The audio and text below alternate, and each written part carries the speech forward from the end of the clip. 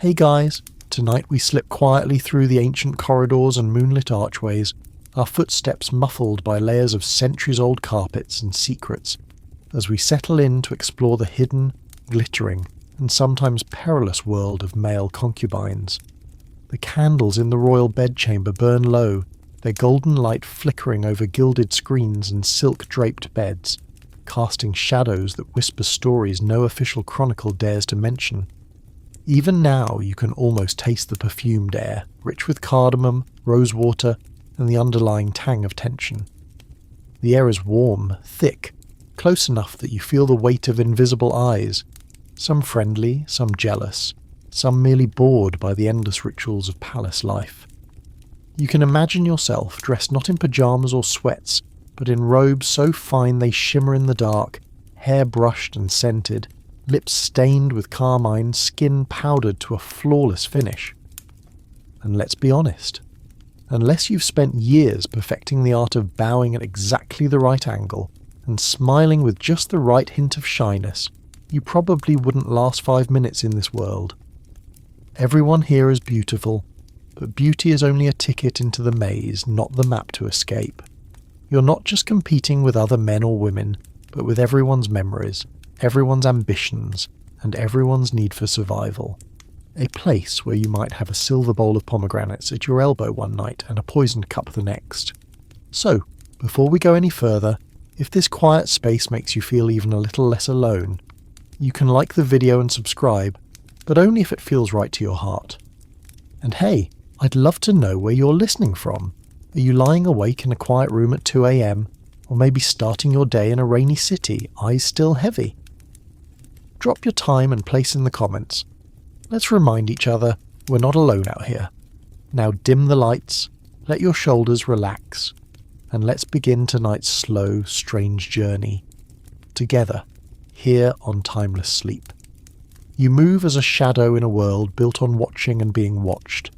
The palace is alive at all hours. Servants whisper behind pillars, the court musicians rehearse melancholy tunes, and the emperor or sultan or king, lying half awake, wonders who might entertain him tonight. To the public eye, male concubines are invisible. No statues in the gardens, no names in the official records, rarely a mention in the dusty annals of state.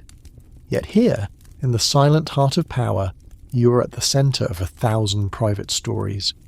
The word concubine itself might conjure a fleeting, almost dreamlike existence, a life of cushions, silk, and idle pleasures. But the truth is more complicated. In many ancient and medieval courts, from imperial China to the Ottoman palaces, from Mughal India to the glittering perfumed courts of Abbasid Baghdad, male concubines were not just passive decorations. You were the trusted confidant, the secret keeper, the last voice the emperor heard before sleep, and sometimes the only one he dared to be vulnerable with. Some emperors, historians note with a wink and a shrug, favoured their male companions above all others, bestowing upon them gifts, titles, and occasionally a little too much trust. But for every rise there was an equal and opposite danger. The higher you climb, the farther you have to fall. Historians still argue whether the infamous fall of Emperor Ai of Han, so devoted to his favourite Dongxian that he cut off his own sleeve rather than disturb the sleeping man, was doomed from the start by palace whispers, jealous rivals, or simply the endless grinding machinery of dynastic politics. What is certain is that when you live in rooms where the walls have ears, every sigh, every laugh, every stray glance can be ammunition. By day, the world outside these rooms is bustling with diplomats, generals, and scholars. You, though, exist on the periphery of that grand pageant, both privileged and utterly trapped. Your duties range from the poetic, composing verses or singing, to the practical, fetching tea, offering a soothing word when the emperor's brow creases with worry, distracting him from matters of state with witty stories or gentle touches. One concubine might be favoured for his storytelling, another for his skill at chess, yet another for a singing voice that can break hearts at 100 paces. You learn to be invisible when needed, but unforgettable when summoned. The line between entertainer and counsellor is often blurred, sometimes dangerously so. You listen to secrets no one else will ever hear. The emperor's fears of rebellion, his private griefs, his childhood superstitions, his dreams. Sometimes you're asked to spy on a rival, relay messages, or act as a go-between in palace intrigues that could reshape an empire overnight. You learn quickly, never to trust too easily, but always to appear trustworthy.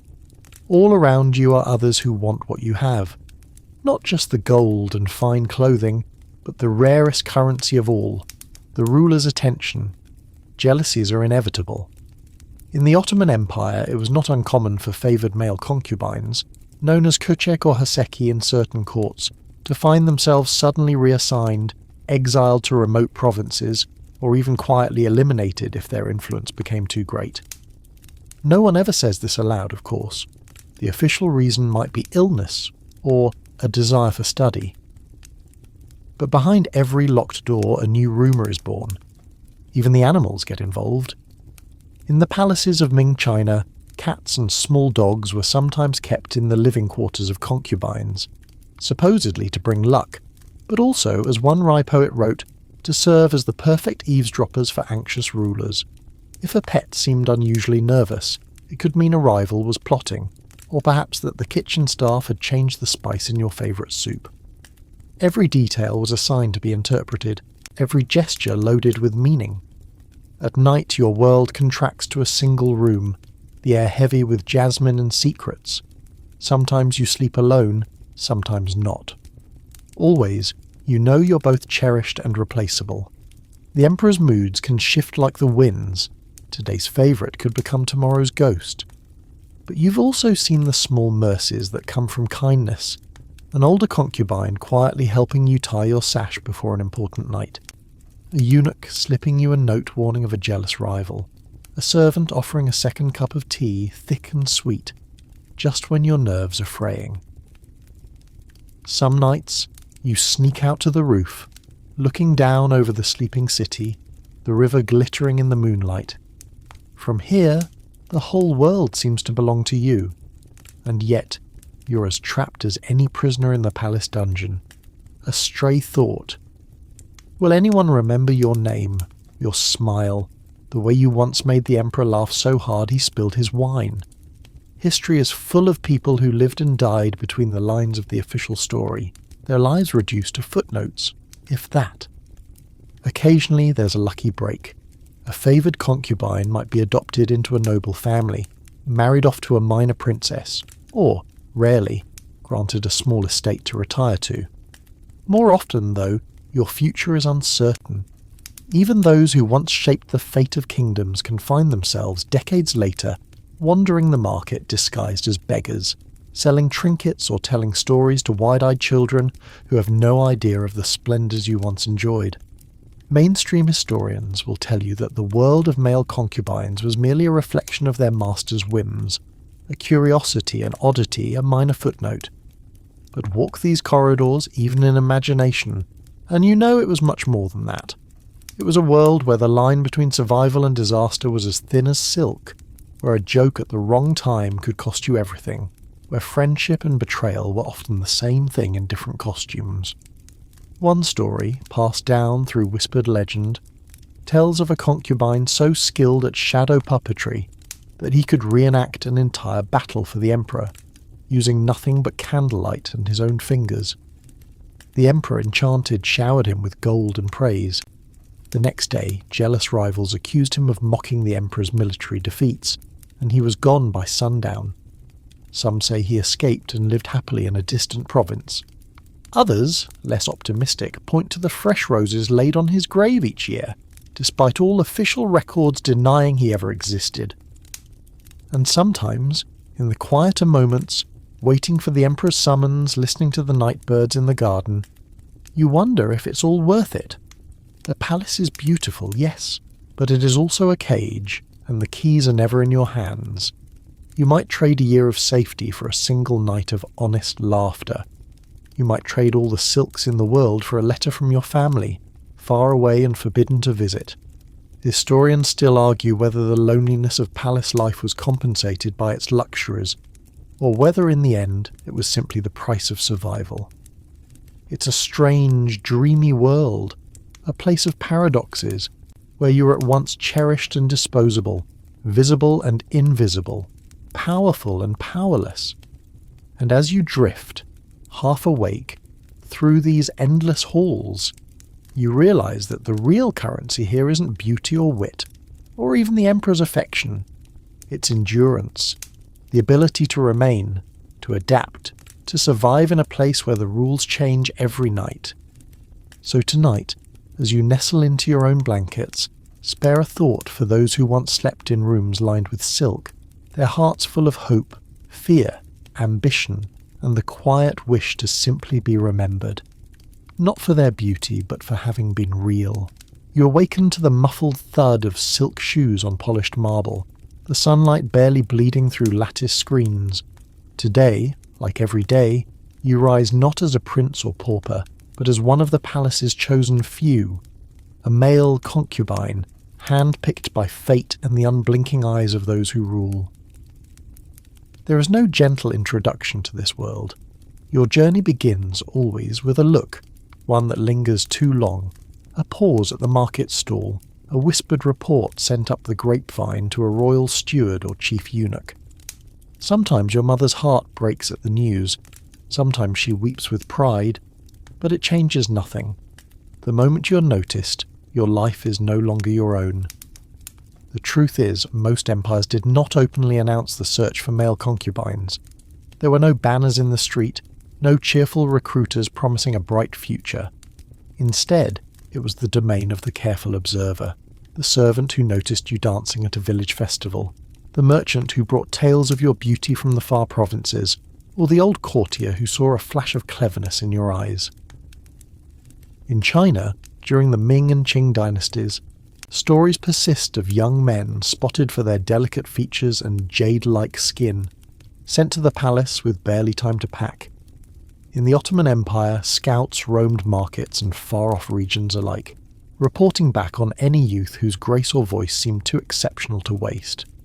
Your beauty is not just an ornament, it is a ticket and a burden.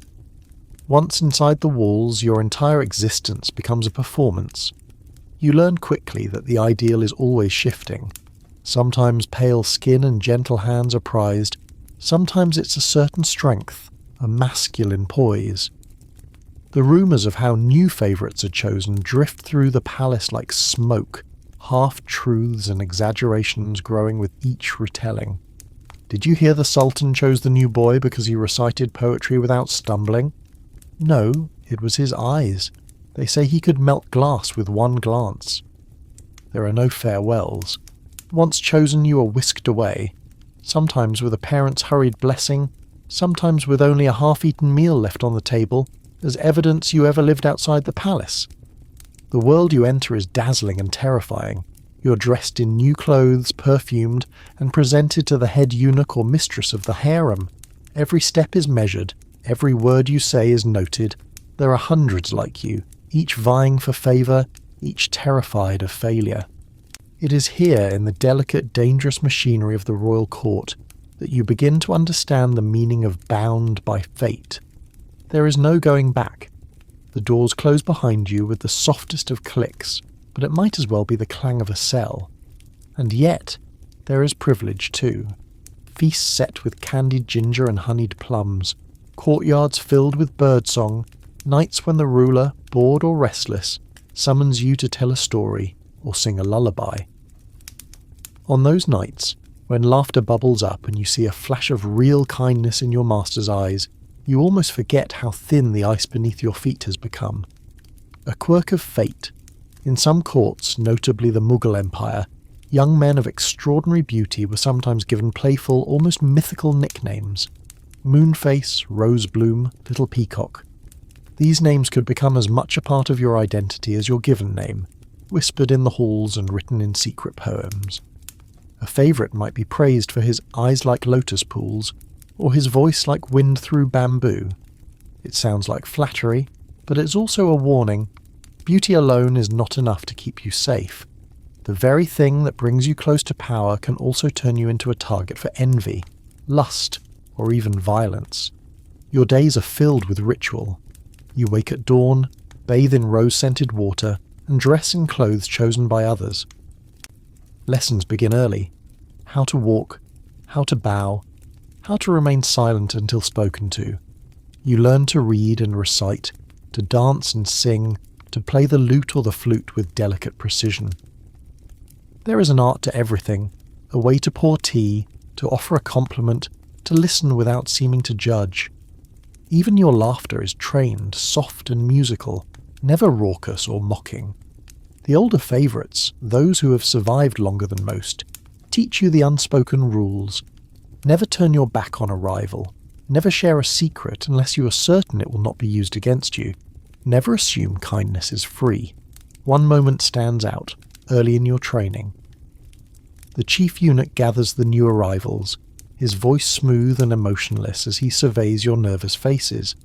He tells a story about a boy who rose too quickly, dazzled by gifts and praise, only to vanish after a single careless joke. The palace has a long memory, he warns, and a short temper. The lesson is clear.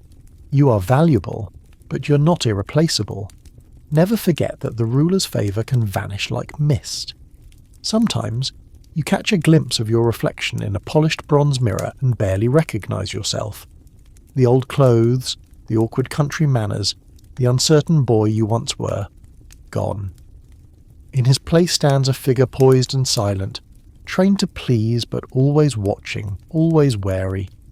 You are in many ways both privileged and powerless. Your family may receive gifts or money, but you may never see them again. Letters are censored, visits are rare, and any news of the outside world comes filtered through servants' gossip. Historians debate how much autonomy concubines really had. Some say you could wield influence by clever suggestion. Others claim you were little more than a beautiful puppet. The truth, as always, is murky. Some rose to positions of quiet power, shaping decisions behind the scenes. Others faded into the wallpaper, barely noticed.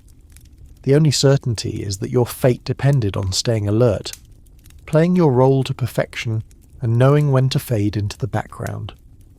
Amid all this, there are moments of small, stolen joy.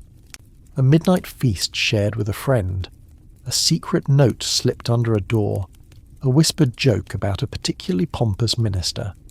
There are also heartbreaks, watching a companion exiled for a misstep, hearing of a family member's death with no way to grieve in public, the sharp sting of realizing you're only as valuable as your ability to please. Palace life is not a fairy tale. You watch, sometimes in horror, as a rival who was the favourite yesterday is coldly ignored today, his gifts confiscated, his rooms emptied as though he never existed. A single tear at the wrong moment, a stumble in a dance, even the suspicion of divided loyalties can mean disaster. In the harem of Topkapi, it was whispered that a misplaced smile could cost you your head, or at least your place by the sultan's side. But you adapt. You become skilled at reading the room, knowing when to speak and when to listen, mastering the art of making others feel clever and important, while revealing nothing of yourself. You develop alliances, not always friendships, but arrangements of mutual benefit. An older eunuch helps you avoid the worst duties. In return, you relay small pieces of harmless gossip.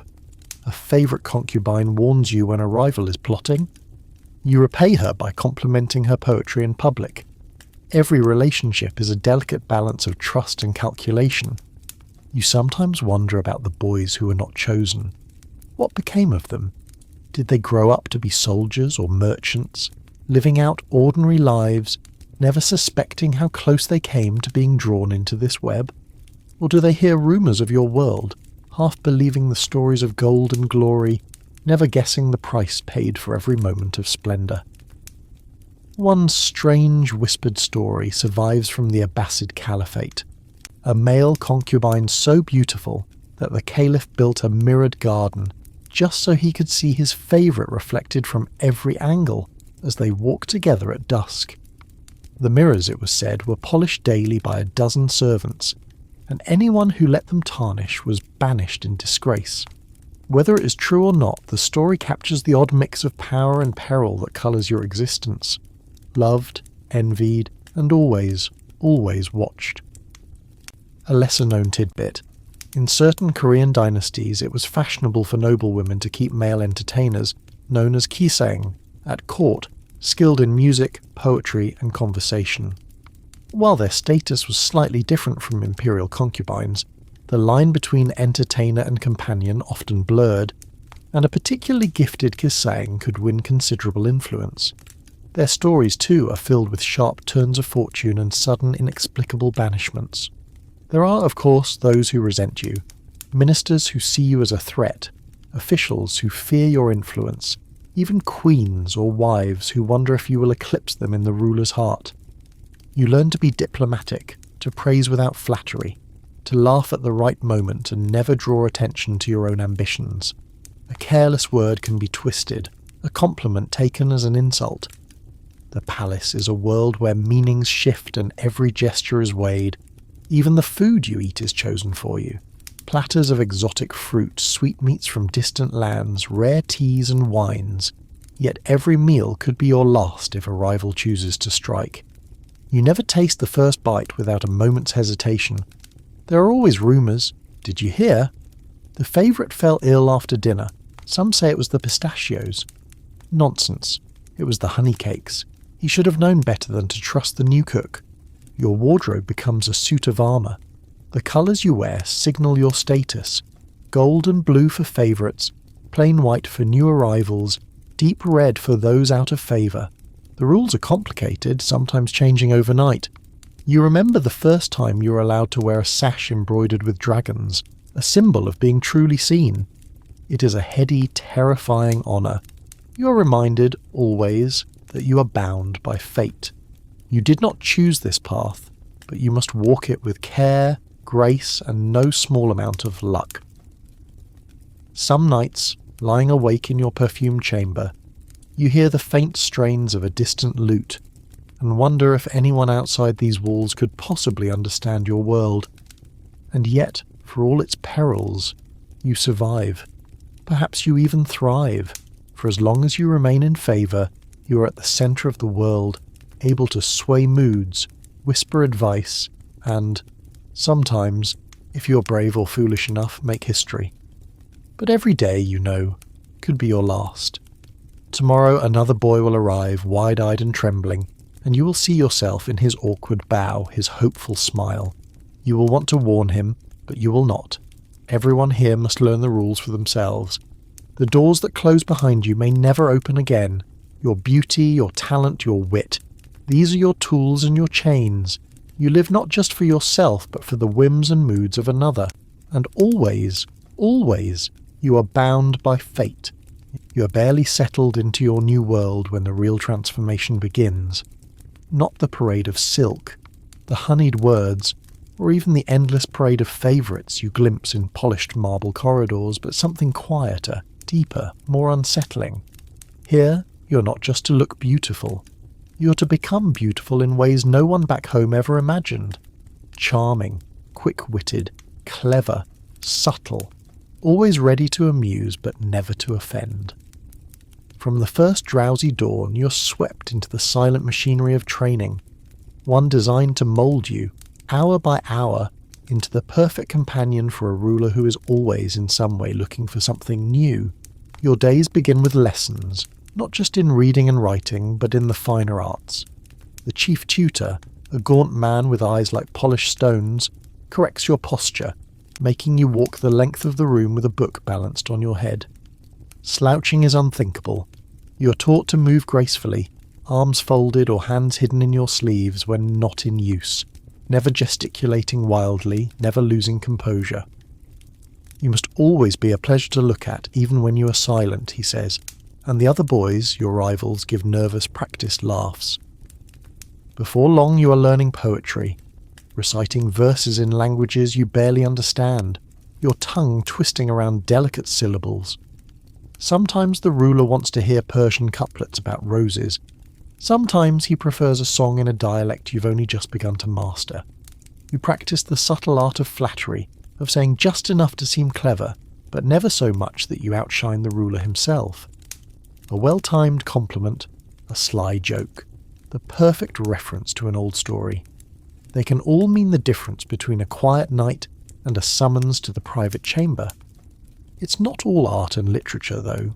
You learn music, yes, but also games.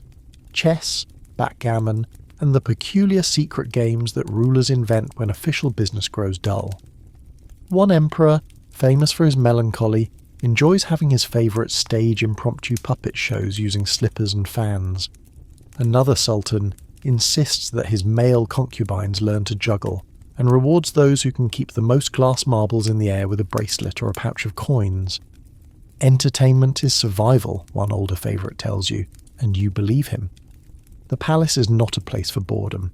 If you cannot amuse, you become invisible, and invisibility is the first step to being forgotten. There are physical lessons too. You're taught to dance, to move as lightly as a cloud, to keep your back straight even when your feet ache.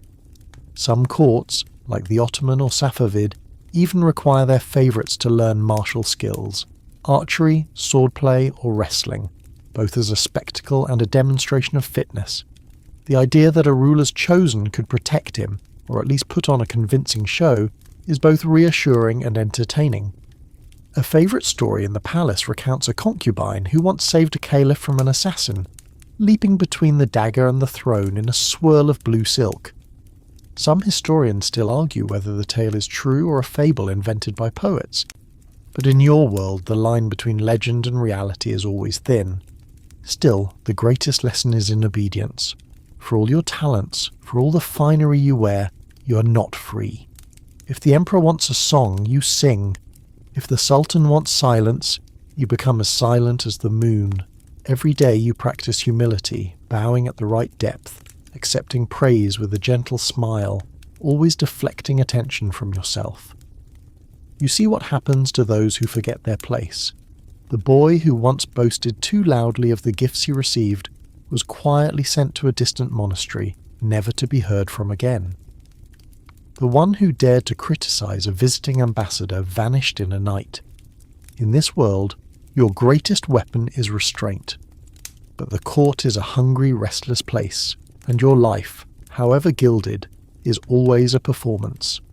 The ruler may be the sun around which everyone orbits, but the other favourites, the older courtiers, the ambitious eunuchs, they are stars in their own right, and some burn far more fiercely than others. Rivalries bloom like night-blooming jasmine, their scent sweet, but their thorns sharp. You're constantly compared, your laughter to someone else's, your singing voice to the newest arrival, your skill at chess to the old favourite who still lingers at the edge of the ruler's affection. You quickly learn to study your competitors. You notice who the ruler jokes with after dinner, who is summoned at midnight, who returns from the private chamber with new rings on their fingers. Every compliment paid to another is a lesson, every rebuke a warning. Do not envy, do not gloat, an older tutor advises. The wheel turns for everyone. There are moments of kindness, rare but real. An older favourite might teach you a new verse or help you mend a ripped sleeve. The chief eunuch, gruff but fair, might slip you an extra sweet at festival time, or whisper a warning if your jokes are becoming too sharp. These moments are like small lamps in a dark room, reminders that you're not alone, even in your loneliness. Quirks and rituals abound. In one Chinese court, it is said, a favourite concubine was required to wear tiny embroidered slippers that made a musical chime with every step, so the emperor could hear his approach in the night. In the Mughal harem, special perfumes were mixed for each favourite, their scents as unique as fingerprints. You might find yourself spending hours with a palace perfumer, debating whether amber or sandalwood best suits your temperament, or whether the ruler is in a mood for rose or musk. Perfume, like everything else, is a weapon and a signal. Your evenings are performances of another kind. Sometimes you're called to entertain the ruler and his guests with recitations, jokes or stories. Sometimes you play a quiet game of chess in the candlelight, your mind racing to keep up with an opponent who has spent a lifetime studying strategy. Once, during a particularly tense diplomatic visit, You're asked to translate a tricky phrase, your knowledge of languages suddenly more valuable than all your songs or dances. The ruler smiles at you afterward, and you feel a flicker of pride, but you know better than to let it show. Some evenings you're left alone. These are the hardest. You wander the gardens or sit beneath a lattice window, listening to the laughter and music drifting from distant rooms. You think of home, of faces you will never see again, of old friends who do not know your fate. You wonder if your mother keeps your childhood clothes in a chest, if your father tells stories about the son who was taken away. The loneliness is deep, but you swallow it, storing it away behind layers of ritual and routine. Historians still debate whether male concubines had genuine friendships, or if every relationship was tinged with rivalry and suspicion. From where you sit, watching the moon rise over the palace walls, you know the answer is both. There are friends, real ones, who will help you when you stumble, who will laugh with you when you dare to relax. But there are also those who would sell you out for a single night's favour. Trust, here, is a coin that changes value daily. Sometimes you see the strange side of palace life, like the legendary peach pit test of one Persian court, where favourites were asked to peel peaches for the ruler in a single unbroken spiral. The theory was that patience and precision in this task revealed patience and precision in all things. You have your doubts, especially after failing the test and watching a new favourite be promoted to Keeper of the Midnight Fruit. You can only laugh quietly at the absurdity and move on. Other times, you marvel at the rituals that bind everyone together.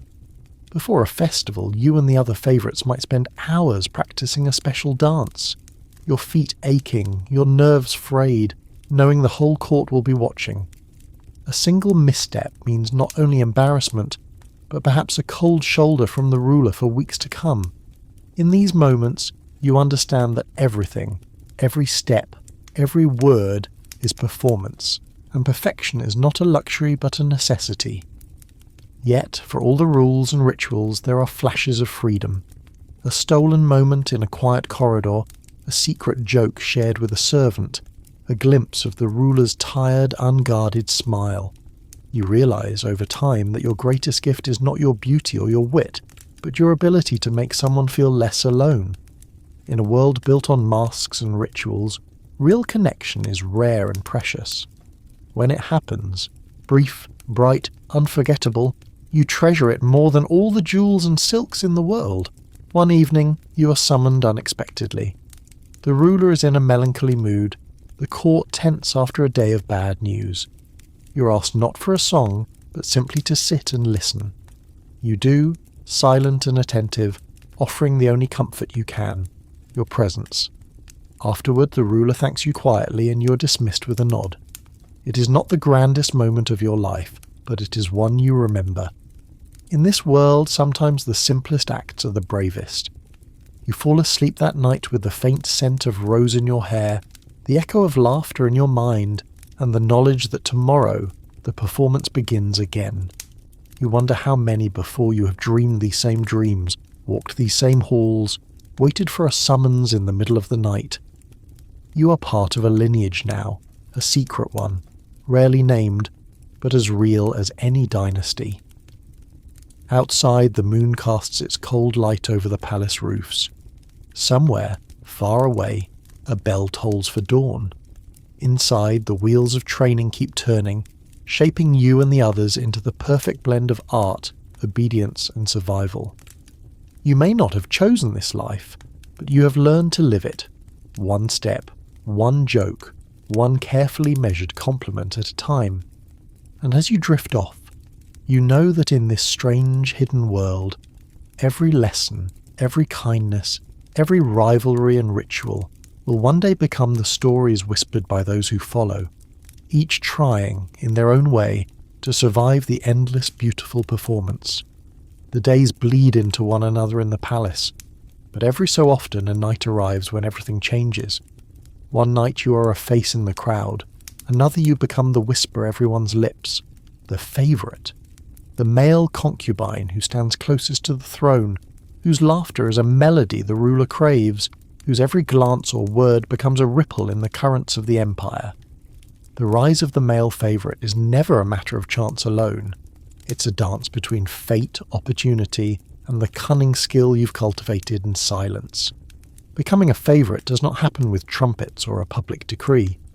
More often it starts with a quiet gesture, a second helping at the table, an invitation to sit beside the ruler while others are sent away, the brush of a silk sleeve as you hand a cup of wine. The court notices before you do. Suddenly the older eunuchs begin to nod at you in the corridors, and servants address you with new respect. Your rivals watch, their eyes sharp, measuring the space between you and the throne, calculating their own odds. It's a dangerous position, being closest to power. One day you are called to dine privately with the emperor or sultan. You are careful, your words measured, your smiles timed, your eyes lowered just enough to show humility but never civility. A single misstep, a joke that falls flat, a comment that sounds too clever, and you could be sent back to the shadows, or worse. But tonight the ruler laughs at your story, asks your opinion on a delicate matter of state, leans in as if your presence makes the world lighter. It's intoxicating, this new attention. Historians still argue whether favourites truly held the power attributed to them, or whether they were simply mirrors reflecting the ruler's moods and whims. But in the flickering candlelight you know what you feel. The thrum of possibility, the trembling thrill of influence. You offer a suggestion, just a small one, perhaps a line of poetry, or a phrase about mercy for a petitioning village. The ruler nods, and later, when you hear your words echoed in a royal decree, you realise the shadow you cast is growing longer. And the court? The court sees everything. The Grand Vizier's smile becomes strained. Courtiers bend their conversations toward your interests, hoping you'll mention their name to the ruler. The power you wield is delicate, subtle. A hand beneath the table, a look that changes the mood of an entire gathering. You are offered gifts. A rare fan from the provinces, a pouch of silver, a ring carved with a lion's head. Each gift is a thread in the tapestry of obligation and debt that binds the palace together. You learn quickly which gifts to accept and which to refuse. Too much greed is dangerous. Too much humility can be mistaken for ingratitude. There are perks, of course. The food in your rooms is finer, the pillows softer, the fires hotter. You're given your own servants, loyal, but always listening, reporting back to someone higher up. A new robe arrives, the silk so finely woven it shimmers like water. Your family, wherever they are, receives generous gifts, a basket of dates, a bolt of velvet, rumours of a new roof. Sometimes, if the ruler is feeling particularly benevolent, you're allowed to write a letter home, censored of course, but a lifeline to the world beyond the palace walls. Still, with every privilege comes a new set of dangers. Some nights, as you lie awake in your scented chambers, you remember the stories whispered by the older concubines, the ones who rose too high, too fast. There is always a risk, of arousing envy, of offending a jealous minister, of the ruler's favour cooling as quickly as it flared. One memorable tale, a concubine in the Safavid court who, after being named beloved of the king, received so many gifts in 1 week that he filled an entire storeroom. Within a month, a single rumour, never traced, never proven, sent him to a remote fortress, his gifts divided among his rivals. In the palace, favour is the most fragile currency of all. You learn to be careful with your words. You're present at meetings, but you rarely speak unless invited. You smile at the queen or empress, but never too broadly. You thank the eunuchs for their help, but never confide in them. You respond to gossip with gentle laughter, never revealing which rumours are true. In short, you become a master of the art of being present but inscrutable, and yet, for all your caution, you cannot help but enjoy your rise. When the ruler calls for music, you are the one who plays. When the court debates a new law, you are the quiet voice that tips the scales. Sometimes in moments of boldness you challenge the ruler to a game of chess, and win, just often enough to be interesting, but never so often as to be threatening. Your world is a balance beam suspended over a sea of sharp stones. Every step is calculated, every gesture weighed. But the exhilaration, the knowledge that you, out of all the thousands in the empire, are the one chosen to sit in the ruler's shadow, is heady and unforgettable. You find allies in unexpected places. An old poet, long ignored by the court, seeks your favour, hoping you will share his verses with the ruler. A foreign ambassador, unsure of how to please the king, tries to bribe you with rare books and candied figs.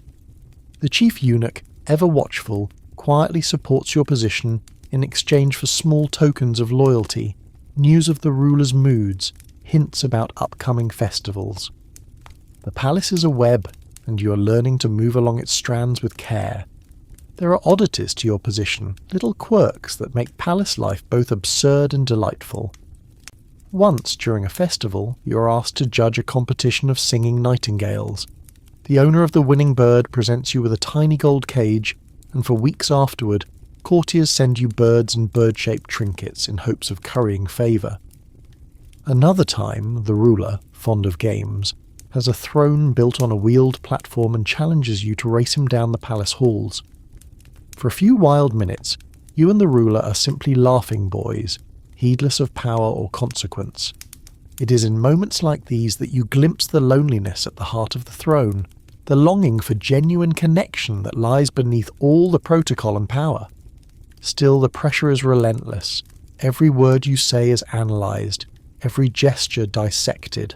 You are the subject of rumours, many false, some disturbingly accurate. You hear stories, sometimes whispered right outside your door, about your supposed influence, your ambitions, your secret alliances. Some say you are the true ruler, that the emperor does nothing without your counsel. Others claim you are a witch, using spells and potions to bind the ruler's heart. You learn to ignore the worst of it, but some nights, the weight of all those eyes grows almost unbearable. Historians still debate the exact influence of male favourites. Some, like Phaon in the court of Nero, became household names. Others vanished into obscurity, their stories only preserved in the margins of official documents. There are those who argue that the rise of a favourite was a sign of decadence and weakness in a court, a harbinger of decline. Others insist that, in times of chaos, favourites provided a rare stability, a trusted confidant who could ease a ruler's loneliness and temper his worst impulses. The truth, as always, lies somewhere between legend and fact. The tension is constant. At a banquet, you notice a general staring at you with open contempt. Later, you receive a note, unsigned, written in hurried script, warning you to watch your back. At first, you dismiss it as a joke, but the next day, a small gift disappears from your chamber. The message is clear. In this world, power breeds enemies. You're careful, more careful than ever, but you know that caution is only a shield, not a cure. Sometimes you think of escape, of vanishing into the city beyond the palace walls. But where would you go? Your face is known, your every move watched. Besides, there is a strange satisfaction in the life you lead. A sense of being at the very heart of history, of shaping events in ways no one outside these walls can imagine. The dangers are real, but so are the rewards. There is camaraderie among the favourites, strange as it seems. You share jokes at midnight, complain about the endless ceremonies, help each other prepare for the ruler's unpredictable moods. There are rivalries, yes, but also moments of genuine affection. You are, after all, bound together by a fate no one else can truly understand. There are traditions unique to favourites. In the Ottoman court, for example, it was customary for the favoured companion to present the ruler with a night gift. A poem, a riddle, a small carved figure each evening. The tradition was said to keep the ruler's mind sharp and his affection constant. In one Persian palace, the favourites' rooms were decorated with hundreds of candles, each one lit at dusk and extinguished at dawn, a ritual believed to guard against evil spirits. You participate in these rituals, half amused, half superstitious, knowing that in the palace, belief itself is a kind of currency. The rise of the male favourite is not just a personal victory, it is a shift in the balance of power, a tremor that runs through the entire empire. ministers whisper, generals scheme, rivals plot, but for a brief glittering moment, you are the axis on which the world turns. The pressure mounts. Every day is a new test, every night a fresh performance. But there are moments, quiet, luminous moments, when you feel the true weight of your role. The ruler looks at you not as a servant or a toy, but as a friend, a confidant, someone who makes the burden of rule a little lighter. In these moments, all the danger, all the intrigue, all the endless games seem worth it. For you are not just a concubine. For now you are the favourite, and the world, for all its dangers, feels strangely full of possibility. When the world believes you are closest to the sun, the shadows at your feet only grow longer. The palace, marble, gold, fountains, music, feels ever more like a stage where every gesture is watched, every word weighed. You, the newly risen favourite, must now master a far more treacherous dance, the art of surviving the secret, silent wars that rage behind closed doors. These aren't the wars of swords and armies, but battles fought in glances, whispers, and the careful arrangement of fruit bowls at dinner. Welcome to the invisible battlefield of hidden rivalries and quiet intrigues. You quickly learn the difference between friendship and alliance. Those who once ignored you now greet you with honeyed words. The older favourites, especially those who have tasted and lost power, offer advice laced with warning. Be generous, but never too generous.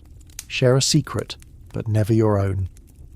One tells you a story, likely half invented, about the time two rivals argued so subtly over the order of seating at a banquet that a sultan had to change the court calendar to resolve the tension.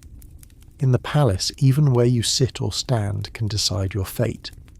And so, your days become a delicate game. The ruler summons you for advice, not on war or taxes, but on who should sing at the next festival, which pattern to choose for the garden tiles, what phrase might please a visiting envoy. Each request, however trivial, is a message. You are trusted, but never entirely safe. Historians still argue whether male favourites wielded real power or simply became the face of decisions made elsewhere. In your case, you learn quickly. If you support a proposal and it goes well, a minister will claim credit. If it fails, you will be quietly blamed. You're not alone in your ambitions. The other concubines, men and women both, watch you with a mixture of envy, admiration, and calculation. Some try to befriend you, hoping your light might shine on them too. Others plant rumours so subtle you almost believe them yourself. A few are openly hostile, but these are the easiest to manage. Their moves are predictable, their anger transparent. It is the quiet ones you fear most. The silent girl who always seems to be listening just out of sight. The young man whose jokes are always a little too sharp. The eunuch who bows a little too low, who lingers just a moment too long after delivering a message. One afternoon, you find a single black rose left on your pillow. A joke, a threat, or both. You pretend not to notice, but that night, you sleep with one eye open. There are rivalries that last for years, generations even. Some are legendary. In one Persian court, the story goes, a favourite and his rival were so evenly matched in looks and wit that the ruler could never decide between them. The court split into factions, each backing their champion. For months, every poem, every dinner, every game became a contest. It all ended, so the tale goes, when the two rivals vanished together one night, leaving only a half-finished chess game and a trail of rose petals. Whether it's true or not, the story is retold at every feast. A warning and a comfort. Even the brightest stars can fall, and sometimes the only escape from the game is to quit the board entirely. Quirky palace customs abound, designed to keep rivalries in check, at least on the surface. In the Ottoman harem, for example, the Sultan sometimes hosted Night of Riddles contests, pitting favourites against each other in clever games. The loser would serve breakfast to the winner for a week, a punishment both humiliating and oddly intimate. In Ming China, the emperor occasionally held poetry duels, with favourites asked to improvise verses on the spot. The winner might receive a rare fruit or a night of undisturbed sleep. These games are playful, but the stakes are real. Everyone knows a single misstep, a line stumbled, a word misunderstood, can shift the tides of fortune overnight. You become a master of reading faces. You sense when a smile hides a threat, when a compliment is edged with poison. At dinner, you watch who glances at whom, who laughs a little too loudly at the ruler's jokes, who falls suddenly silent when you enter the room. In a world where power cannot be claimed openly, it is always seized in the shadows. Sometimes the intrigues are deadly serious. Rumours fly about favourites who disappeared after offending a powerful minister or being caught in a forbidden romance. One evening, you overhear a conversation between two senior eunuchs. One says, "It would be a shame if the new favourite caught cold in this weather," and the other laughs too long, too loud. The message is clear. Even the ruler's affection can only protect you so much. But you do have weapons of your own. Wit, memory, patience. You remember every favour granted, every slight endured, every secret shared. When the time comes, you use this knowledge carefully, rewarding the loyal, cautioning the unwise, letting your rivals know you're not so easily fooled. You become adept at small kindnesses, quiet gestures that build alliances without drawing attention. You share a favourite sweet with a servant, praise a rival's performance in public, compliment the cook on a particularly fine meal. These small investments yield dividends when the tide turns against you. Your relationship with the eunuchs is especially delicate. They are the eyes and ears of the palace, the ones who know every secret passage, every hidden door. Befriending them is wise, but trusting them is dangerous. Intrigue in the palace isn't always about hatred. Sometimes it's simply the result of too many people trapped in too small a world, with too much time to dream and plot. When the days are slow, the smallest slight can spark a crisis. The ruler wakes in a foul mood. Suddenly, everyone is walking on eggshells, terrified of being the next to fall out of favour. A passing illness, a poorly chosen word, a gift returned unopened. These become portents, studied and debated like omens in the stars. You begin to notice patterns. Certain days are luckier than others. The ruler is more generous after a good hunt, more irritable during storms. The courtiers spread their bets, praising both you and your chief rival in the same breath. Ministers schedule meetings with the ruler just after your private conversations, eager to undo whatever influence you may have wielded. It is a dance, intricate and exhausting, but one you must master if you wish to survive.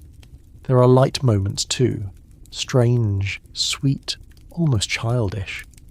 One winter, the ruler commands a snowball fight in the palace gardens, and for a brief hour everyone laughs, rivals and friends alike, as snowflies and silk robes are stained with slush.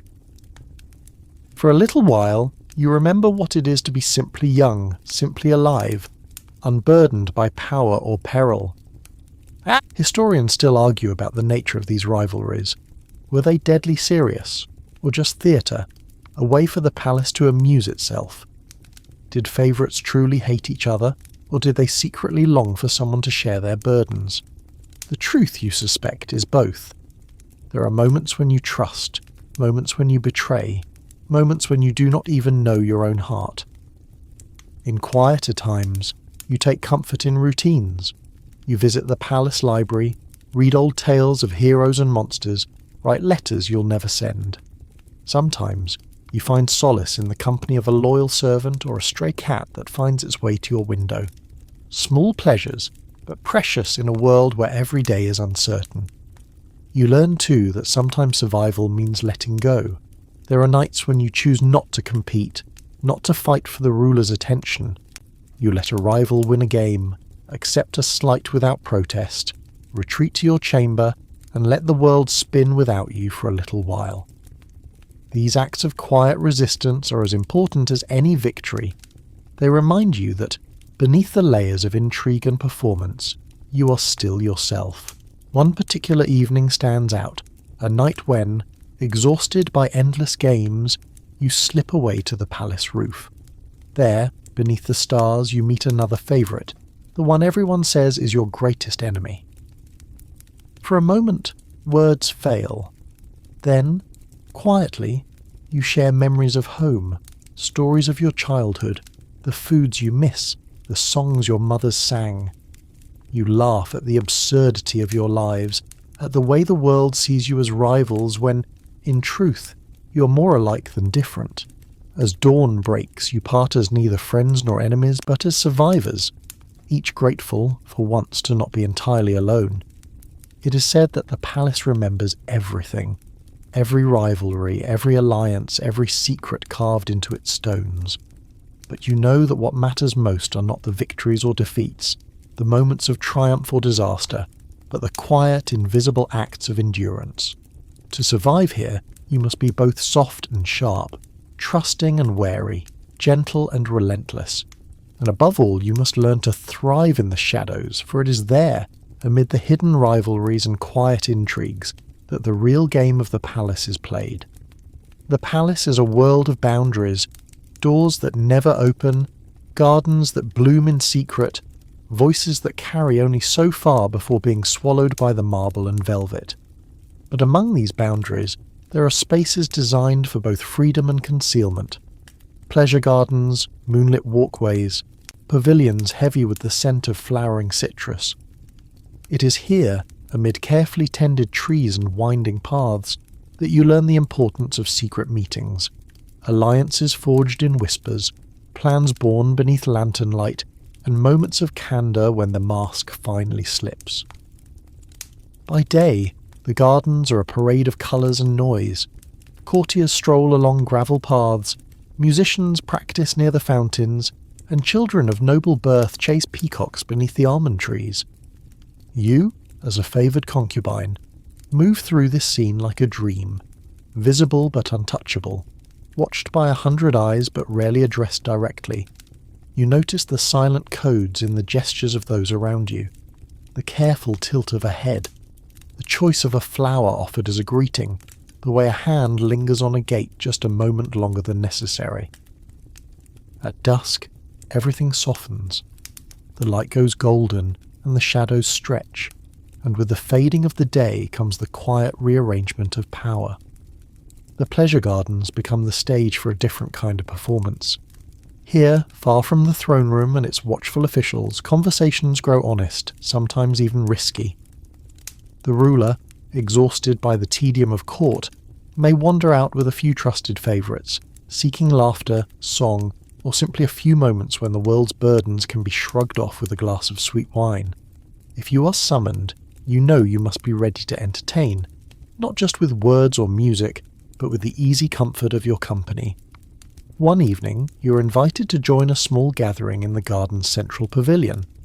Lanterns swing gently in the breeze, casting honey-coloured patterns on the tiled floor.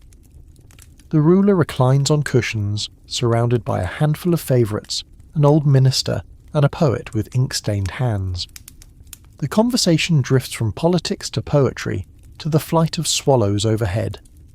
Here, in the open air, the ruler's laughter comes easier, his worries momentarily forgotten. You tell a story, a ridiculous tale about a donkey who outsmarts a greedy merchant. And the group dissolves in laughter. For a moment, you're not a pawn, or a threat, or a trophy. You're simply welcome. But beneath the easy surface, the real business of the gardens begins. It is here that alliances are tested and renewed. A rival favourite murmurs a quiet apology for a slight earlier in the week. A eunuch, passing with a tray of sweets, offers a warning disguised as a joke. You listen carefully, storing every hint and half-truth. The gardens are the empire's lungs, where intrigue is exhaled and secrets are exchanged like perfume. Historians still argue whether these pleasure gardens were truly the centres of power some chronicles suggest, or merely distractions for bored elites. But in your experience, the most important conversations happen not under gilded ceilings, but among the lemon trees and night-blooming jasmine. Here, the ruler feels freer to admit doubts or seek advice, sometimes in the form of a question about a new law, sometimes as a sigh about a personal disappointment. You know that what is whispered here can shape the fate of a kingdom. Quirky traditions fill these nights.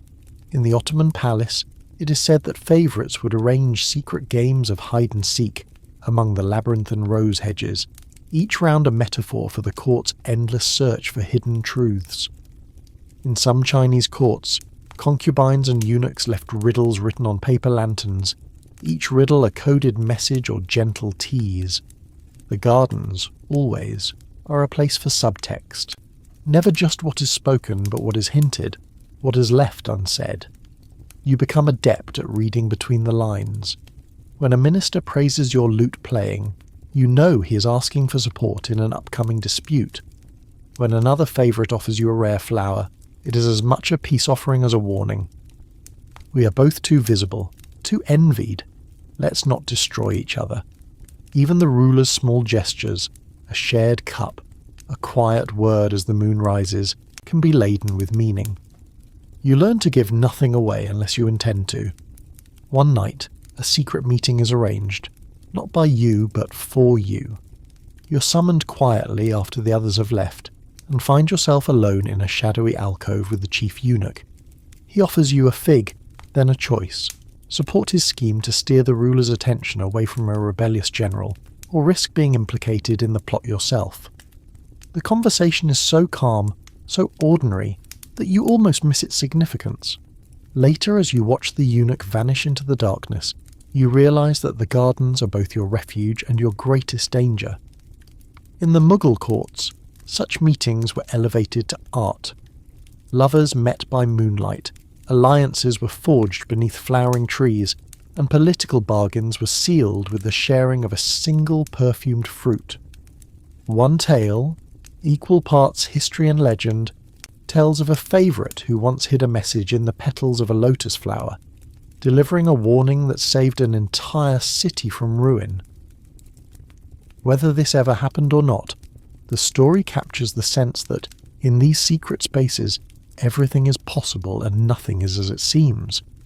Of course, the gardens are also a place for romance, and not always the safe kind. Forbidden meetings happen in the shadows, sometimes arranged with the help of a sympathetic servant or a coded note. The risk is immense. Discovery can mean disgrace or exile, but the lure of a few stolen moments is often worth the danger. You learn to recognise the signs. 2 figures lingering after the lanterns are doused, a scarf left draped over a statue, the faint laughter of a couple too young or too reckless to care about the rules. Yet, for every secret rendezvous that ends in heartbreak or scandal, there are others that quietly endure. The palace gardens remember them all in their way. The secret handclasp beneath a cypress, the silent walks along moonlit pools, the letters written in invisible ink and hidden beneath rocks. Historians debate whether such love affairs ever truly changed history, or whether they were mere distractions from the serious business of rule. But for those involved, these moments are lifelines, reminders that, even in the most gilded of cages, the heart can still choose. Your own experience is a mixture of hope and caution. There are times when you find yourself drawn to another, a rival or a friend, and you weigh the risks carefully. A smile lingers too long, a hand brushes against yours as you pass on the path. You speak in code, letting your meaning be understood only by the one who knows you best. Sometimes, the risk is too great, and you retreat, heart pounding, wondering what might have been. Sometimes you take the chance, and for a moment, you're no longer just a piece on the palace board, but simply yourself. The gardens teach you to listen, to the wind in the trees, the distant laughter of children, the sigh of the ruler as he confides a fear or a dream. You learn that power in the palace is rarely declared openly. It is built slowly, leaf by leaf, petal by petal, conversation by conversation. The ruler may believe he is in control, but he is as much a prisoner of these rituals as anyone else. The gardens give everyone the illusion of freedom, even if it is only for a night. There are dangers too, as always. Sometimes a meeting is discovered, a message intercepted, a rival uses your presence in the gardens as evidence of conspiracy. One favourite, a young man with a gift for poetry, is accused of plotting with the queen after a servant sees them talking by the orange trees. He's exiled the next morning, his poems burned, his name erased from the records. The lesson is clear. The gardens can shelter you, but they cannot save you. Yet, you cannot help returning. The palace, for all its splendour, is stifling. The gardens are the only place where you can breathe. Here, beneath the stars, you remember that you are more than your role, more than a favourite, more than a rival, more than the sum of your careful performances. In the hush between midnight and dawn, you allow yourself to dream of a different life. A life where meetings are not secret, where words do not have to be weighed, where love is not a liability. Sometimes, as you walk alone through the dew-soaked grass, you whisper your hopes to the night. You wonder if the wind will carry them beyond the palace walls, if someone, somewhere, might hear and understand. Perhaps, you think, the real power of the pleasure gardens is not in the secrets they conceal, but in the way they allow those within their bounds to be, if only for a moment, free. When the first birds begin to sing and the sun gilds the palace rooftops, you slip back inside, shadows under your eyes, but your spirit a little lighter. The day's intrigues await, the endless rituals resume, and the performance begins anew. But for a few precious hours, you have remembered what it is to be alive, caught between the beauty and danger of secret meetings, always longing for something just beyond your grasp. By now you understand the palace gardens are more than just spaces for secret bargains or cautious alliances. They are also haunted by a different sort of longing, the kind that can't be tamed by strategy or outmaneuvered by clever jokes. The night air grows thicker, scented with possibility and danger, as you step quietly into the world of forbidden romances. Here, hearts are at stake just as much as power, and the risks are often higher than any political intrigue. When love crosses forbidden lines, the rules of the court are suddenly sharpened to a razor's edge. There is a myth that people who live in luxury never ache with longing, but you, like so many before and after, learn that loneliness is its own empire, one that builds walls no amount of gold can breach. The ruler's attention is fickle. The company of rivals, even when friendly, is a constant performance. And so you, favoured, watched, and envied, find your thoughts drifting to another pair of eyes, another set of hands, another voice that speaks your true name without calculation.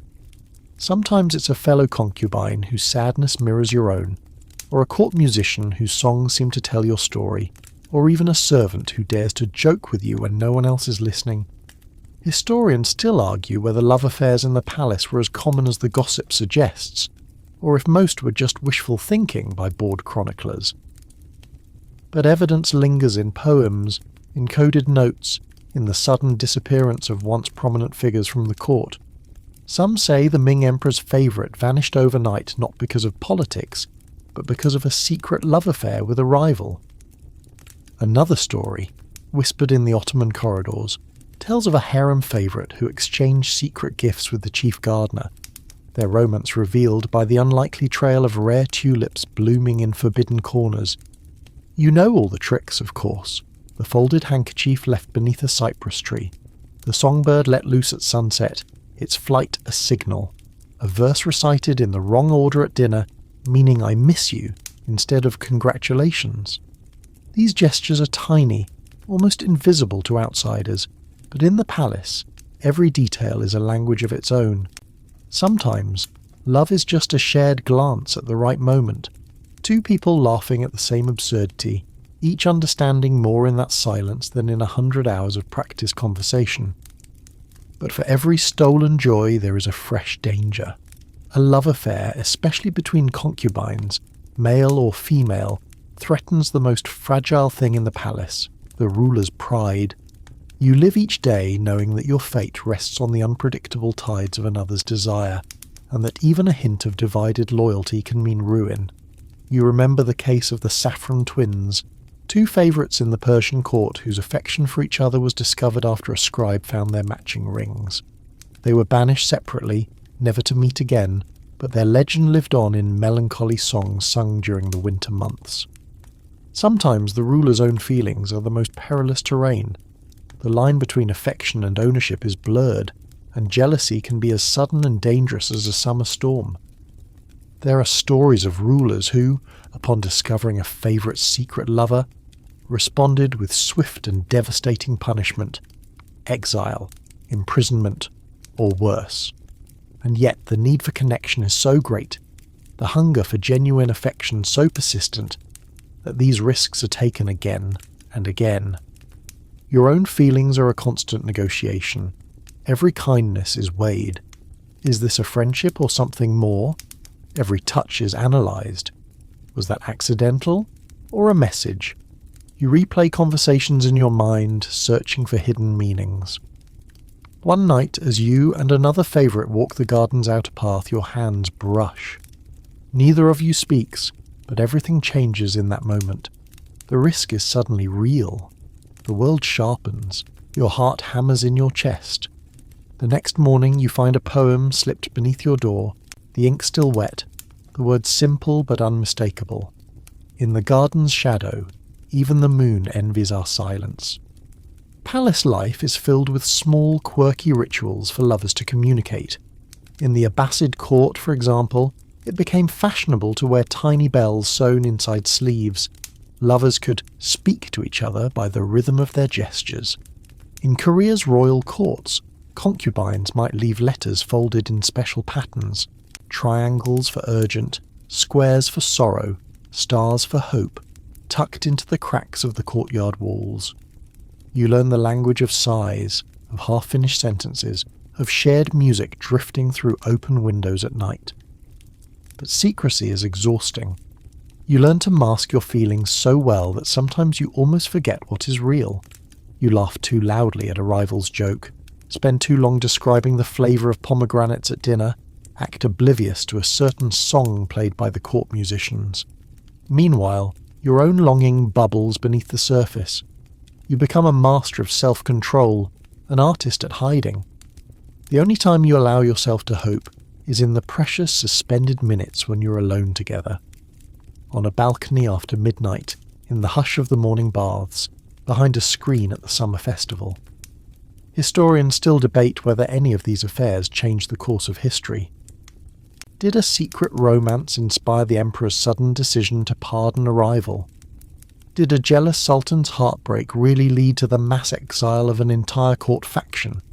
Or are these simply stories the survivors tell themselves, trying to make sense of the inexplicable tides of fortune? In truth, you sense, love in the palace is both powerful and powerless, capable of moving mountains one day, then swept away by the next change of wind. There are lighter moments too. Once, during a particularly gloomy winter, you and your beloved organise a midnight play, performing roles from an old folk tale before a handful of trusted friends. The laughter is genuine, the applause soft and secret. For a few hours you are simply actors, not favourites, not rivals, not objects of envy or desire. It is a taste of freedom, a glimpse of the world outside the palace walls, and there is always poetry. If the palace is a cage, poetry is the keyhole, a way to let longing and joy, pain and hope slip out into the world. You trade verses, sometimes in code, sometimes in open defiance. A single couplet can mean 1,000 things. Beneath the willow, the nightingale sings for no one but you. Sometimes the ruler praises your poem, never guessing it was written for someone else entirely. Sometimes a rival quotes it back to you, a challenge and an invitation all at once. Quirky tidbits attach themselves to your daily life. In one Persian court, it became fashionable to write love notes on the petals of white roses, the messages only visible when held over a candle flame. In the Mughal palaces, favourites played a game of hidden gifts, leaving trinkets in the roots of old trees, each with a secret meaning, a jade button for luck, a silver bead for forgiveness, a twist of silk for longing. These gestures seem small, but they are everything in a world where most real emotions must be hidden. But not all stories end in heartbreak or disaster. Some are tales of extraordinary courage. One eunuch, who had served the palace for decades, once risked his own life to deliver a letter between two forbidden lovers. When caught, he simply bowed and said, It is my duty to deliver happiness. He was exiled, but the lovers, protected by a clever ruse, survived. Even in the strictest palaces, there are those willing to risk everything for the sake of someone else's joy. You learn over time that love in the palace is always both less and more than what the stories say. It is not the grand passion of epic poems, but the steady, persistent hope that tomorrow might bring another smile, another secret touch, another shared laugh. It is fragile, dangerous, often tragic, but it is real, and it gives you the strength to keep going when the politics and rivalries seem overwhelming. Sometimes you wonder what the world outside would make of your longing. Would anyone understand? Or would they see only the silks, the jewels, the privilege, never guessing at the cost?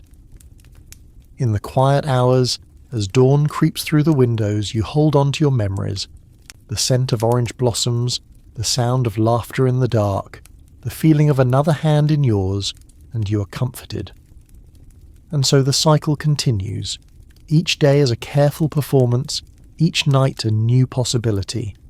You do not know how long your luck will hold, or what the future will bring, but for now, the memory of forbidden love, its risks and its joys, gives you the courage to face another day.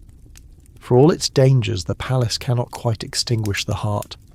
In the shadowed corners, in the laughter and the poetry and the quiet acts of defiance, you find small freedoms. You learn that even in the most confined spaces, even under the weight of 1,000 watching eyes, love, however brief, however hidden, can survive.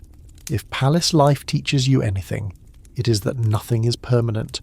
Not favour, not alliances, not even love.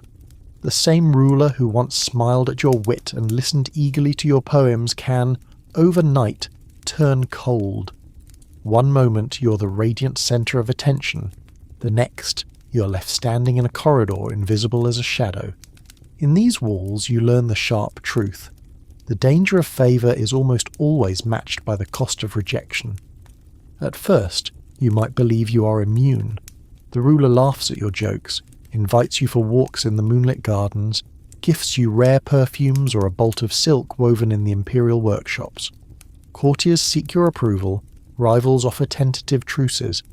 Even the most jaded servants treat you with careful respect. But underneath the compliments and gifts, you sense the shifting ground. The favour you enjoy is both a crown and a noose. You see it happen to others before it happens to you. There is the favourite who, after years in the ruler's good graces, receives a single sharp word at dinner and is never summoned again. The one who, through no fault of his own, reminds the ruler of an old betrayal or a failed campaign. The boy who catches a cold at the wrong time, his drawn features suddenly unappealing. Sometimes the change is subtle. Fewer invitations, a cooler tone, a gift not returned. Sometimes it is swift and brutal, a public humiliation, a command to pack and leave before dawn. You remember the old stories told in the servants' quarters of favourites who rose so high that even the sultan's own sons were said to envy them, only to vanish without explanation. Historians still argue whether the palace truly had secret dungeons for fallen favourites, or whether these tales are simply cautionary legends. But you know that exile, disgrace, or even quiet execution are always hovering at the edge of possibility. When you first sense the shift, it is almost imperceptible. The ruler's gaze lingers elsewhere at dinner. Your stories are met with polite smiles, your advice with a cool, non-committal nod. A minister you once helped no longer seeks your company. A new arrival is introduced. A boy with laughter in his eyes, clever hands, a talent for music. You see the pattern repeating and understand, with a sickening clarity, that the world you built is beginning to unravel. You try to recover. You double your efforts. New jokes, new songs, fresh flattery, extravagant gifts chosen for their rarity or their personal meaning. Sometimes this works, and for a while the ruler is drawn back, your star flickers brighter again. But other times, nothing can rekindle what's been lost. The tides of favour are mysterious, ruled by emotions and whims you can never fully predict. There are, of course, ways to soften a fall, but all come with a price. Some beg allies for support, ministers or eunuchs who might put in a good word, rivals willing to trade favours. Others accept their fate quietly, retreating to a smaller role in the palace, seeking dignity in obscurity. Still others fight, sparking new intrigues, trying to discredit their successors. Each choice carries risks, and every move is watched. Quirky customs arise around the fall from favour. In the Ming court, it is said, a dismissed favourite would be sent away with a carved wooden fish, a symbol of silence and the hope for better fortune. In the Ottoman palaces, fallen favourites sometimes received a small chest of sweetmeats, a bitter irony, a reminder of sweeter days. Some clever favourites composed poems or songs about their own downfall, hoping to be remembered not just for their beauty but for their wit and courage in the face of loss. You hear stories of those who are allowed a graceful exit. Perhaps they are granted a villa by the sea, or a minor governorship far from the capital. In rare cases, the ruler remains fond, offering friendship if not affection. But these are the lucky few. More often the world closes in. Old friends drift away. Servants gossip. The new favourite's rise is swift and blinding, as if the palace is eager to erase the memory of whoever came before. What's more painful is how quickly the new order is established. Your rooms are reassigned, your old clothes distributed among the staff, or sent to the laundry for someone else's use. The court poets, who once praised your every gesture, now sing of another's charms. The ruler's dog, who used to sleep at your feet, finds a new lap. Even the flowers in your favourite vase are replaced overnight, as if to speed the forgetting.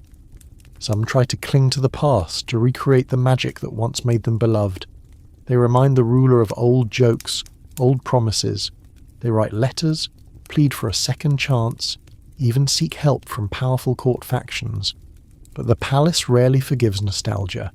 There is always a sense that to dwell on yesterday's favourite is to question the ruler's judgment today. The entire court conspires to move on. You become, in a sense, a ghost, present but unseen, heard but not listened to. Your greatest humiliation is not exile, but irrelevance. The new favourite is everywhere, at feasts, at council meetings, on hunting trips. Still, not all endings are tragic. Some, after a period of bitterness or grief, find a new life in the palace, becoming a trusted advisor, a teacher for the younger favourites, or a keeper of the ruler's secrets. You watch, sometimes with envy, sometimes with relief, as others reinvent themselves. It is possible, you realise, to survive the fall and build something new, even if it is smaller and quieter than before. One night, after a particularly painful snub, you walk the palace gardens alone. The air is thick with jasmine, and the moon hangs low over the city. You remember a joke an old rival once made. In the palace, even the statues know how to bow before a new master. The memory makes you smile. For all the pain, there is freedom in having nothing left to lose. Historians still debate whether the harshness of palace life was justified by its rewards. Was it worth the danger, the risk, the heartache? Or was it all just a cruel game played by the powerful, with the favourites as its most beautiful pieces? No answer satisfies everyone. Some see you as a victim, others as a player who knew the rules from the start. There is another quieter danger as well, the danger of becoming embittered, cynical, closed to any future joy. Some favourites, once rejected, spend their remaining years warning the young, repeating stories of treachery and loss, their laughter edged with bitterness. Others find peace in new routines, a morning walk, a cup of tea, a visit to the palace library. In this world, survival sometimes means letting go, refusing to chase what can never be regained. There are rare moments of reconciliation. A new ruler ascends the throne and recalls the talents of those long forgotten, or a festival is held where the older favourites are honoured for their service. In these moments you glimpse the possibility of healing, the hope that time can soften even the deepest wounds. But most of the time, you simply carry on. You wake each day, perform your duties, smile when required. you find small pleasures, stories traded with servants, memories of laughter shared with those now gone. The palace is a place of endless endings and beginnings, and you learn to see yourself not as a tragedy, but as part of a cycle older than any one ruler or favourite. You notice too how the young arrivals look at you, with curiosity, pity, sometimes even fear. You become a living reminder of how quickly fortune can turn, how easily favour can sour. If you are wise, you offer them kindness, a warning or two, but never bitterness. Enjoy it while it lasts, you say with a crooked smile, and never forget. What goes up in this palace always comes down. You keep going. Some nights are filled with regret, others with gratitude for all you once had. The danger of favour, the cost of rejection, these are only parts of the story. In the end, what matters most is not how brightly you shone, but how well you endured the darkness that followed. And as you drift asleep, listening to the quiet murmurs of the palace at night, you know this truth. Every favourite, every outcast, every ghost in these gilded halls has felt the same ache, the same hope that tomorrow might bring a little more light, or at least a softer shadow. The palace at dawn is a world unto itself, quiet but never fully silent, the heavy doors of privilege and secrecy still barring the way. Yet if you walk its endless corridors at the right hour, you'll hear the soft shuffle of slippers and the faint echo of prayers whispered in unfamiliar tongues. This is especially true in the great Ottoman court, where the world of male concubines is more than rumour. It is law, tradition, and danger, all bound up in a glittering knot. You might imagine Topkapi Palace as a place of endless beauty and gentle intrigue, but the reality is sharper, more surreal. The walls are thicker here, the guards more watchful, the rules written not just in ink but in blood. As a favoured concubine, a sashek or musahib, or in some times simply the companion, your every step is watched, every breath measured against a standard that changes with the sultan's moods. You wear silks imported from Damascus, gold-threaded slippers, and a smile that is equal parts invitation and armour. The Ottoman palace, perhaps more than any other, formalises the existence of male favourites. They are not just lovers or companions, but political actors, confidants, and sometimes scapegoats. Historians still argue whether the Sultan's attachment to male concubines was a sign of personal preference, a means of ensuring loyalty, or a strategy to balance the powerful harem factions led by the Sultan's mother and wives. The truth, as always, is layered, sometimes all three, sometimes none at all. You arrive in Topkapi with the memory of 100 stories swirling in your head. Some you heard from eunuchs whispering in the baths. Beware the favour of the valide sultan. Her gifts are never free. Others are more practical. Keep your shoes by your bed. You never know when you'll be summoned or banished before sunrise. In the first days you do little but observe, meals eaten in cautious silence, faces memorised, the politics of the kitchen learned more quickly than the poetry of the court. The hierarchy is rigid. At the top is the sultan, of course, his every glance a command, his every silence a warning. Beneath him, the mothers, wives, and powerful concubines who run the harem. Then come the eunuchs, who guard, mediate, and enforce. Only after these come the favoured boys, each one fighting for a place not just in the Sultan's heart, but in the machinery of the empire itself. To be noticed is a blessing, to be trusted a curse. One of your first duties is to master the art of the Kochek dance.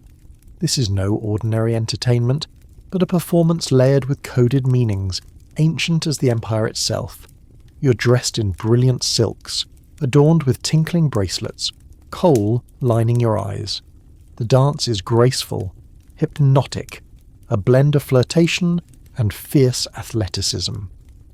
To outsiders, it looks like play. To those in the know, it is a test. A way for the Sultan to judge not just beauty or skill, but discipline, poise, and loyalty. Palace rumour holds that one Sultan could name every dancer by the sound of their bells, and that he dismissed a favourite for failing to keep time with the music. Another story tells of a Kuchek whose mesmerizing performance won him weeks of favour, until a single, jealous courtier accused him of dancing with too much heart, a crime that sent him to the farthest borders of the empire.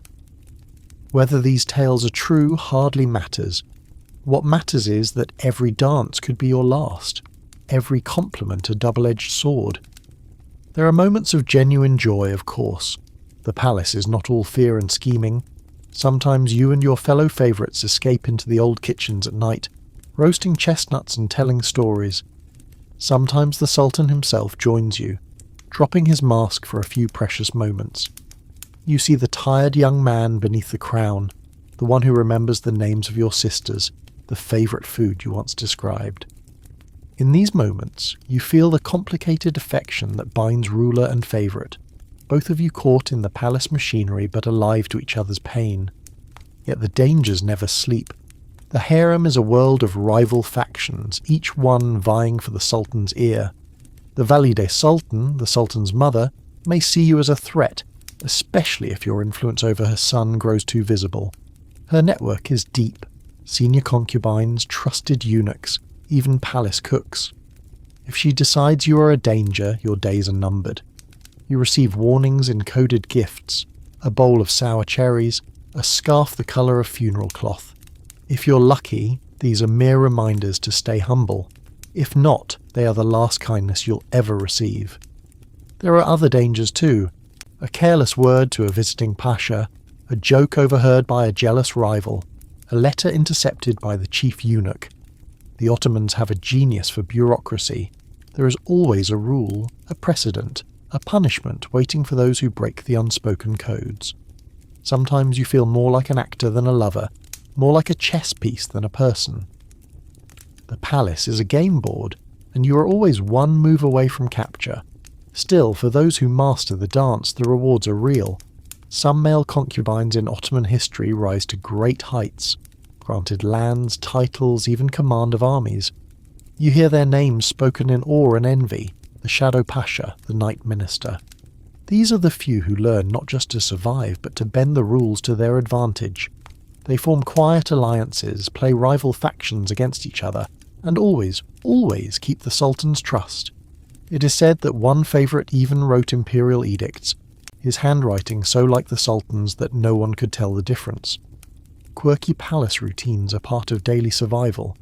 You're summoned for early morning baths, your skin scrubbed with rose oil and salt. The bathhouses are places of both gossip and relaxation, where secrets slip from tired lips and alliances are cemented in whispers. A favourite story. Two rivals, naked and steaming, forge a truce over shared tea, only to become enemies again when they step back into the marble halls. The palace, after all, is a place where today's ally is tomorrow's rival. You're required to learn not just Turkish, but Persian and Arabic, sometimes Greek or Italian, depending on the Sultan's whims. There are lessons in poetry, calligraphy, and, oddly, mathematics. One Sultan is said to have tested his favourites by asking them to solve riddles about geometry and astronomy. It is rumoured that the best educated favourites went on to become scholars, teachers, or even spies in other courts. Whether true or not, you study hard, knowing that ignorance is never an excuse here. One night you are called to a private chamber for a quiet conversation. The Sultan, tired but restless, asks for your opinion on a delicate matter. A new law that would affect the merchants in the bazaar. You speak carefully, offering what little wisdom you can. Later, when the law is announced and praised by the court, you feel a small thrill of pride, but also a surge of fear. Influence is always a double-edged gift. The next day, a rival greets you with an extra deep bow and a sharp smile. You know what it means. You have made enemies. Historians still argue whether these male favourites truly shaped policy, or whether they were merely conduits for the Sultan's own ideas. From where you stand, the truth hardly matters. Every word you speak, every smile, every silence can tip the scales of someone's fate. Sometimes it is terrifying to realise just how much hangs on a single moment of kindness, a chance remark over a shared meal, a game of chess played in the middle of a sleepless night. The palace remembers everything. old jokes, old slights, the scent of musk in the sultan's rooms, the sound of bells fading into dawn. Sometimes you find yourself wondering how many before you have walked these halls, how many after you will play this dangerous game. You're both heir and ancestor, inheritor of secrets that can never be written down. Yet, for all its dangers, the Ottoman court is a place of astonishing resilience. Some favourites survive for years, adapting to new rulers, new customs, new threats. They become legends, the stuff of whispered stories and half-true songs. Others disappear in a season, their names remembered only by a few servants and the stray cats who haunt the palace kitchens. One last memory lingers. The day you're invited to choose your own reward. It is a rare privilege. You ask, after much thought, for a day of solitude in the Sultan's private garden. There, beneath the cypress trees, you allow yourself to feel both joy and sorrow, grateful for the chance to survive, mourning all that was lost to get here. You realise finally that the palace has become a part of you. The silk and marble, the music and intrigue, the danger and beauty, they will haunt your dreams forever, as they have haunted the dreams of every favourite who ever called Topkapi home. And as you walk back through the echoing corridors, the sky just beginning to lighten, you know this strange truth. The palace is both a prison and a paradise, and you, like all who came before, must learn to survive in both worlds at once. The curtain rises, and you find yourself not in the marble halls of Topkapi, but amid the painted screens and heavy incense of the Ming imperial palace, the forbidden city at the heart of a world so vast it seems to exist outside of time. Here your steps are silent upon golden tiles, your robe stitched with dragons, your face forever trained in the art of serenity. Yet within these walls the presence of male concubines, sometimes called court companions or palace youths, is a secret as old as the dynasty itself, their influence both subtle and immense. From your first days the rules are different. The Chinese court is obsessed with order. The proper sequence of tea ceremonies, the alignment of stars, the position of every actor on the palace stage. But beneath the surface, the Ming emperor's gaze is restless, his affections unpredictable. For a young man of beauty and talent, there is always the hope of being noticed, and the peril of being remembered. You are chosen as much for your mind as your looks. Tutors drill you in classics and etiquette, but also in the art of making yourself indispensable. The greatest ambition for a court companion is not just to amuse the emperor, but to shape his moods, to steer his thoughts, even, on rare and dangerous occasions, to whisper a suggestion that becomes imperial law. Historians still debate the true reach of favourites within the Ming court. Some chronicles claim they were mere diversions, pretty faces trained to sing and dance, quickly discarded. But scattered through the official records and the poetry of the period are hints that a favoured companion could influence everything from tax policy to the fate of a general. It was said, with only half a smile, that a clever joke from the right lips could delay an execution, and a frown could bring down a governor. The challenge, always, is subtlety. The emperor cannot appear weak.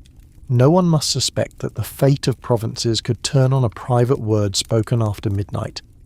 And so, you learn to move like a shadow, your advice wrapped in metaphor, your influence a ripple instead of a wave. You become adept at speaking in riddles, offering your thoughts in the form of stories or philosophical puzzles. Once, when the emperor broods over the loyalty of a troublesome vassal, you suggest a fable about a river and a stubborn ox letting the lesson hang unspoken. 2 days later, the court astrologers declare a festival to honour the river gods, and the vassal is quietly transferred to a distant province. You see too how the palace itself supports these subtle games. Every surface is mirrored, every window framed in latticed wood that lets in only slanted beams of light. The emperor's moods are tracked by 100 scribes, gifts are weighed, alliances mapped, every note of music in the evening concert recorded. In this world, a whisper can be as deadly as a blade. Sometimes your role is to soothe. The emperor, like so many rulers, is often troubled by sleeplessness, haunted by omens and old griefs. You sit by his side, reciting verses from the Book of Songs, pouring tea with a steady hand, arranging flowers in perfect patterns. There are nights when your only task is to distract him, describe the flavour of winter pears, recount a story from your childhood, invent a new game with ivory dice and painted fans. These are the moments when you see the human beneath the dragon robe, a lonely man caged by ritual and expectation, desperate for something genuine. But these quiet successes are always shadowed by risk. There are jealous ministers who fear the influence of favourites, eunuchs who resent your presence at the emperor's side, even other companions, rivals now, who watch your every move. One careless word, one hint that you are growing too bold, and your world could crumble overnight. You remember the fate of an older companion who was accused of manipulating the emperor through song. The next morning he was gone, his name struck from the records, his family exiled to the borderlands. Quirky traditions thrive in this anxious world. On the night of the Lantern Festival, the Emperor's companions compete to design the most beautiful lantern.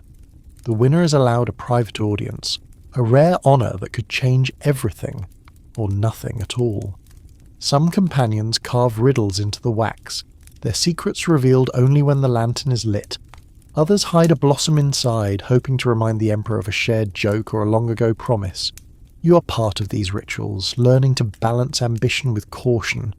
The Emperor often invites you to evening walks through the moon gates, pausing by lotus ponds to listen to frogs. He asks your opinion on a poem, your thoughts on a painting, sometimes even your memory of a forgotten rule.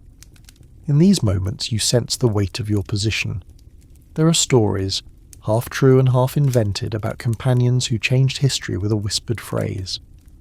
One legend speaks of a favourite who, seeing the Emperor plagued by nightmares, suggested a new holiday to appease restless ancestors. The Emperor agreed, and the festival became part of the official calendar, celebrated for centuries. Another tale tells of a companion who averted a war by persuading the Emperor to send gifts instead of armies. "It is better," he said, "to let silk do what swords cannot." Whether these stories are fact or fantasy, you know their power. In the palace, every myth is a lesson. Your rivals, meanwhile, are always searching for weaknesses. They test you with small insults, hoping to provoke a public mistake. They offer gifts with hidden meanings, ask questions designed to trap you. One night, a rival stages a minor rebellion in the flower arranging contest, declaring your style old-fashioned. You answer with a smile and a verse about the wisdom of roots.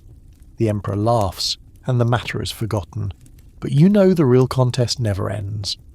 The palace is a place of small, strange freedoms too. Sometimes, the Emperor allows his favourites to dress in costumes for the annual spring festival, parading as legendary heroes or ancient philosophers. You become someone else for a night, safe behind a mask, able to speak more boldly than usual. It is a release, but also a reminder. Tomorrow, you will be yourself again, and every word will count. Historians still argue whether the Emperor's male favourites truly loved their master, or simply played the part for survival. You know that the truth is complicated. Some companions, like you, find real affection, a bond formed in shared jokes, mutual loneliness, the simple pleasure of being seen. Others are actors, skillful at pretending. A few are both, their feelings shifting with the seasons, never quite certain where their heart truly lies. Sometimes you're asked to spy, to bring news from the outer courts, to deliver a message disguised as a compliment. The Emperor trusts you, but that trust is fragile. One mistake, one hint of divided loyalty, and you risk everything. Yet, in the quiet moments, when the lanterns burn low and the Emperor looks to you not as a tool but as a friend, you feel a strange sense of pride. You're not just a pretty face or a clever tongue. You are the bridge between worlds, the whisper that shapes the empire. Quirky palace details surface daily. You learn to tell the hour by the sound of the palace bells, to recognise the scent of different tea blends, to read the Emperor's mood in the choice of garden path. Some days you help invent new amusements, Paper boats raced on the ponds, shadow plays performed behind rice screens, games of strategy played with stones. Each diversion is both a test and a respite, a way to hold the Emperor's attention while protecting yourself from the ever-watchful eyes of the court. But even at the height of favour, you never forget the price of influence. The more you are trusted, the more you are envied. You tread carefully, balancing your ambitions against the shifting winds of palace politics. You remember the companion who once tried to arrange a marriage for his sister, only to be accused of plotting against the throne. He vanished, as so many do, leaving only a handful of poems and a warning whispered in the dark. Yet despite the dangers, you find moments of peace. In the silence before dawn, you walk the empty corridors, feeling the cool stone beneath your feet. The city beyond the palace sleeps, unaware of the quiet power struggles that shape its fate. You wonder how many others have walked these same halls, felt these same hopes and fears, dreamed of changing the world with nothing more than a word in the right ear. And as the first light touches the yellow roof tiles, you remember that your greatest strength is not just your beauty or your wit, but your ability to endure, to remain calm and clever, to survive each day's uncertainty, to find meaning in the smallest victories. You may never be remembered by name, but your influence lingers, woven into the fabric of the empire, a silent legacy that will outlast even the greatest of emperors. You become a master of balance, an acrobat walking a rope stretched tight across the void of the court. Here, every breath is political, every silence strategic, every word weighed as if it were worth its weight in gold, and sometimes it truly is. The further you climb, the more delicate your position becomes. To be trusted by the ruler means to be watched by everyone else. You walk political tightropes with every step, and the slightest stumble can send you plunging from heights no one would dare admit you'd ever reached. In this strange ballet, you learn that the line between security and disaster is always invisible, always shifting. One moment, you are laughing with the ruler on a garden bench. The next, you are staring down the steely gaze of a minister whose power is older than your memory. Ministers, eunuchs, generals, each has their own designs. Each wants to nudge you into an alliance or provoke you into a mistake. You realise that to survive you must be cleverer than all of them, or, at the very least, clever enough to never reveal what you truly know. Your duties expand far beyond the velvet and song of the inner court. The ruler may send you to attend council meetings, to listen but not speak, to observe who is anxious, who is ambitious, who dares to challenge or flatter. Sometimes you are present for treaty discussions, your role to serve tea and appear invisible, while absorbing every word for later. More than once, a subtle glance from the ruler is your only command. Watch that general, mark that minister's hesitation, remember who avoided my eyes. And so you become the court's unofficial observer, a recorder of gestures, a reader of moods, a silent filter for information that might otherwise overwhelm the throne. Historians still argue whether the presence of a favourite at court truly shifted power balances, or whether rulers simply enjoyed having someone they could trust at their side. In truth, it is both. You are confidant, spy, scapegoat, and sometimes lightning rod for the ruler's displeasure. The daily dance of alliances becomes your second language. You are careful to never grow too close to any single faction. The ministers know that, while you may pass along their flattery to the ruler, you will also report any hint of treachery. The eunuchs, who run the machinery of the palace, treat you with wary respect, testing your loyalty with harmless secrets before risking anything larger. Sometimes a rival favourite attempts to draw you into a conspiracy, offering a slice of candied melon, a sly warning, a whispered joke. You learn to accept the gifts, laugh at the jokes, and promise nothing. In the palace, every alliance is provisional. A favourite anecdote passed down among concubines. A boy once gained so much favour that even the Grand Vizier sought his advice on how to phrase an edict. When he dared to suggest a single word change, the Vizier publicly praised his wisdom, but privately lobbied for his exile. The boy survived by feigning ignorance. "I only meant to improve the poetry, not the law," he said, and was left alone. You remember the lesson well. The best power is the kind that never looks like power. Every festival, every ceremony is an opportunity and a risk. When the ruler hosts a poetry competition, you might be asked to judge, knowing that praise for one poet is an insult to another.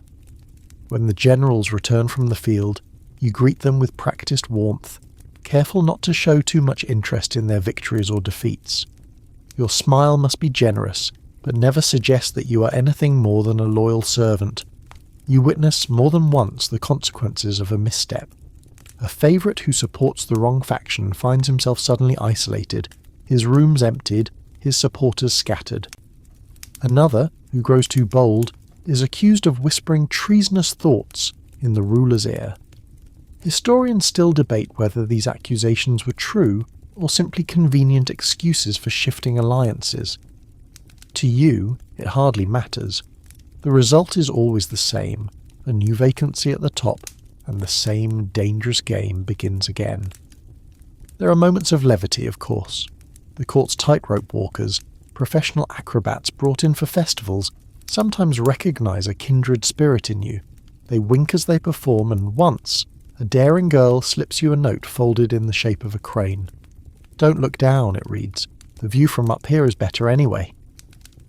You laugh quietly, grateful for the reminder that even in a world of shadows there is room for humour.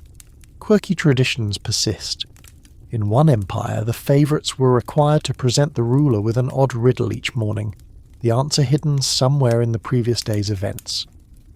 What walks on 4 legs in the dawn, 2 at noon, and 3 at dusk becomes a code for a minister's shifting loyalties. You master the art of the double meaning, never lying outright, but never revealing the whole truth.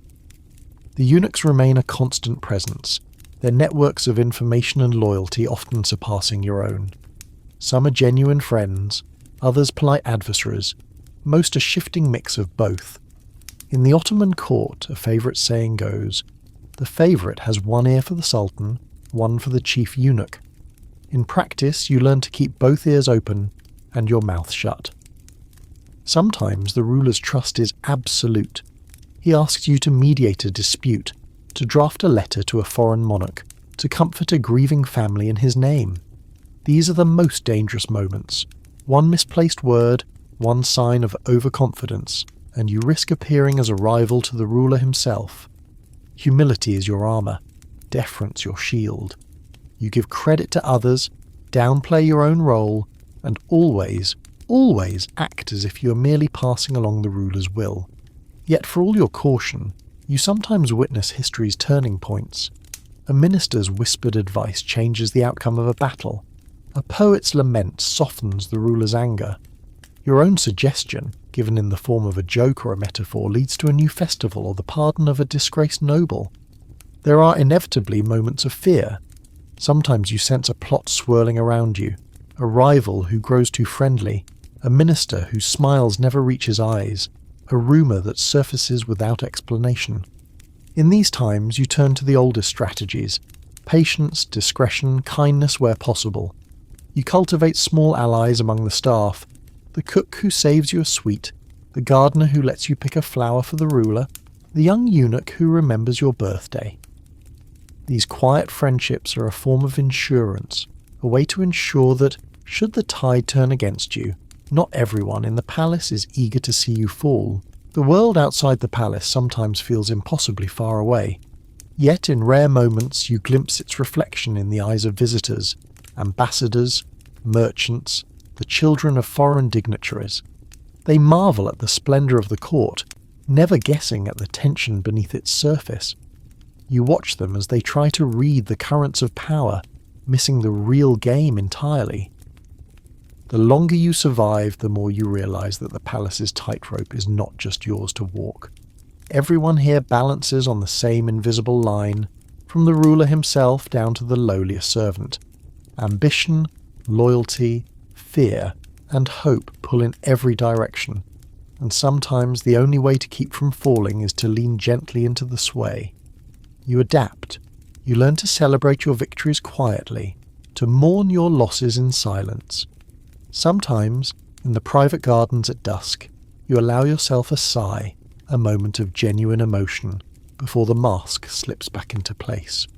You remind yourself that this is the price of power, the cost of surviving in a world where one day's favourite can be the next day's exile. The seasons pass, new faces appear, old rivals depart, but the dance never truly ends. You watch as younger favourites struggle to find their footing, offering them a kind word or a gentle warning when you can. The secret, you tell one trembling boy, is not to never fall, but to always get back up. Historians may continue to debate your role, your influence, your loyalties. They will study the records, pass the poetry, invent theories about your every move. But only you know the truth of what it means to walk this tightrope, to survive, to adapt, to live on the edge of power without ever toppling into its abyss. And so, each day, you step out onto the wire once more, heart steady, eyes forward, never forgetting that, in the palace, every step is a story, and every survivor is a legend in their own right. If the palace is a stage of endless performance, then its secret networks are the hidden passages behind the velvet curtain. Narrow, twisting, sometimes perilous, always essential for survival. You learn quickly that power in the palace rarely belongs to those who seem to hold it openly. Instead, it is carefully stitched together by quiet alliances, knowing glances, and the sharing of secrets after midnight. Among the most important of these networks is the uneasy, indispensable relationship between male concubines and eunuchs. Two groups who, more than any others, must rely on wits, loyalty, and each other to endure. The eunuchs are everywhere, in the kitchens and gardens, the archives and armories, the harem and the council chamber. In most empires, they are the only men allowed such freedom of movement, their status at once privileged and precarious. Some are gentle mentors, others fierce gatekeepers, but all possess the one commodity more precious than gold in the palace: information. Their gossip is currency, traded like coins in shadowy corners. A kind word from a eunuch can open doors, a careless slight can close them forever. From your first days you sense the web growing around you. The head eunuch oversees your training, inspects your appearance, and gives you lessons on discretion. The walls here hear more than the emperor does, he warns with a knowing smile. Speak softly, listen carefully, and remember, loyalty is paid in years, not words. He is not alone. There are other, younger eunuchs who teach you small tricks. How to fold a letter so it is never opened by mistake. How to signal danger by the way you wear your sash. How to ask a favour without naming it aloud. Historians still argue whether the rise of eunuchs in the courts of China, the Ottomans and the Abbasids, was the result of rulers' insecurity or their brilliance at building counterweights to noble factions. Either way, you quickly realise that your fate is bound to theirs. To win a eunuch's confidence is to gain an advocate who can shield you from sudden storms. To lose it is to become vulnerable to rumours, accusations, or worse, silence. The alliances you form are not always formal, nor are they sealed with blood oaths. They are built over time, a shared meal, a warning about a jealous rival, a discreet introduction to a visiting ambassador. You remember, with gratitude, the night a kind eunuch slipped a note under your door. Just 3 words: stay inside tonight. A message that almost certainly saved you from disaster. In return, you speak well of him to the ruler, praise his efficiency, ensure his rivals are kept at bay. This is the language of the palace, favours given and returned never too eagerly, always with an eye toward the shifting balance of power. You're not alone in your need for allies. The eunuchs, for all their access and influence, are constantly tested. They are blamed for the ruler's caprices, accused of corruption or overreaching, envied by ministers and hated by many courtiers. They walk their own tightrope, rarely able to reveal their true feelings or ambitions. In you, they sometimes find a confidant, a companion who, like them, lives by grace and suffers at whim. You share more than just secrets. There are in every palace underground societies, little clubs of those who have learned to survive by helping one another. In Ming China, Favourites and eunuchs held clandestine poetry contests, their verses often packed with coded messages about palace intrigues. In the Ottoman court, it was said that favourites and senior eunuchs organised private feasts, where news from the provinces was traded for hints about the sultan's moods. Sometimes a favourite would act as a go-between, carrying messages from a eunuch to the ruler or vice versa, each favour carefully remembered, each slight never forgotten. Quirky tidbits fill your days. In some Mughal palaces, eunuchs were believed to bring luck, and so favourites would touch their sleeves before important audiences. In Persia, eunuchs ran secret libraries of forbidden poems and love letters, lending them out to trusted favourites in exchange for news or gifts. The stories, sometimes absurd, sometimes tragic, always point to the same truth. Survival in the palace depends on being part of a network, even if it is invisible to outsiders. Of course, these alliances are not without risk. You hear over the years of favourites who grew too close to a powerful eunuch and were accused of plotting to overthrow the ruler. In one famous Ottoman scandal, a beloved concubine and the chief eunuch were caught exchanging letters. Both vanished within a week, their names erased from the record. Sometimes, a new ruler will purge the palace, banishing or executing anyone suspected of forming dangerous cliques. Each friendship, each alliance is a gamble, but to have no allies is a greater danger still. There are moments of real affection, moments when you and your closest eunuch ally share a laugh over the ruler's latest obsession, or work together to protect a frightened newcomer from the worst of the hazing rituals. You see beneath the careful masks the toll this life takes, the worry etched in tired eyes, the small tremors of hands that have poured too much tea for too many masters. These shared moments, brief and precious, remind you that even in the most rigid hierarchies, there is room for kindness. Sometimes your networks stretch far beyond the palace walls. A eunuch cousin works in a provincial court. A favourite's old tutor becomes a tax collector in a distant city. Messages are smuggled out and in, warnings and news carried in the seams of robes or hidden in the base of a perfume bottle. Historians still argue how much power these informal networks wielded. Some claim they changed the course of wars, others believe their influence was limited to petty intrigues. But you know that in times of crisis, it is these connections that often mean the difference between survival and ruin. Your rivals, of course, are not idle. They seek their own alliances, whisper their own promises, trade their own secrets. Sometimes you find yourself caught in the crossfire, accused of betrayal or duplicity, when all you did was share a cup of tea in the wrong garden at the wrong time.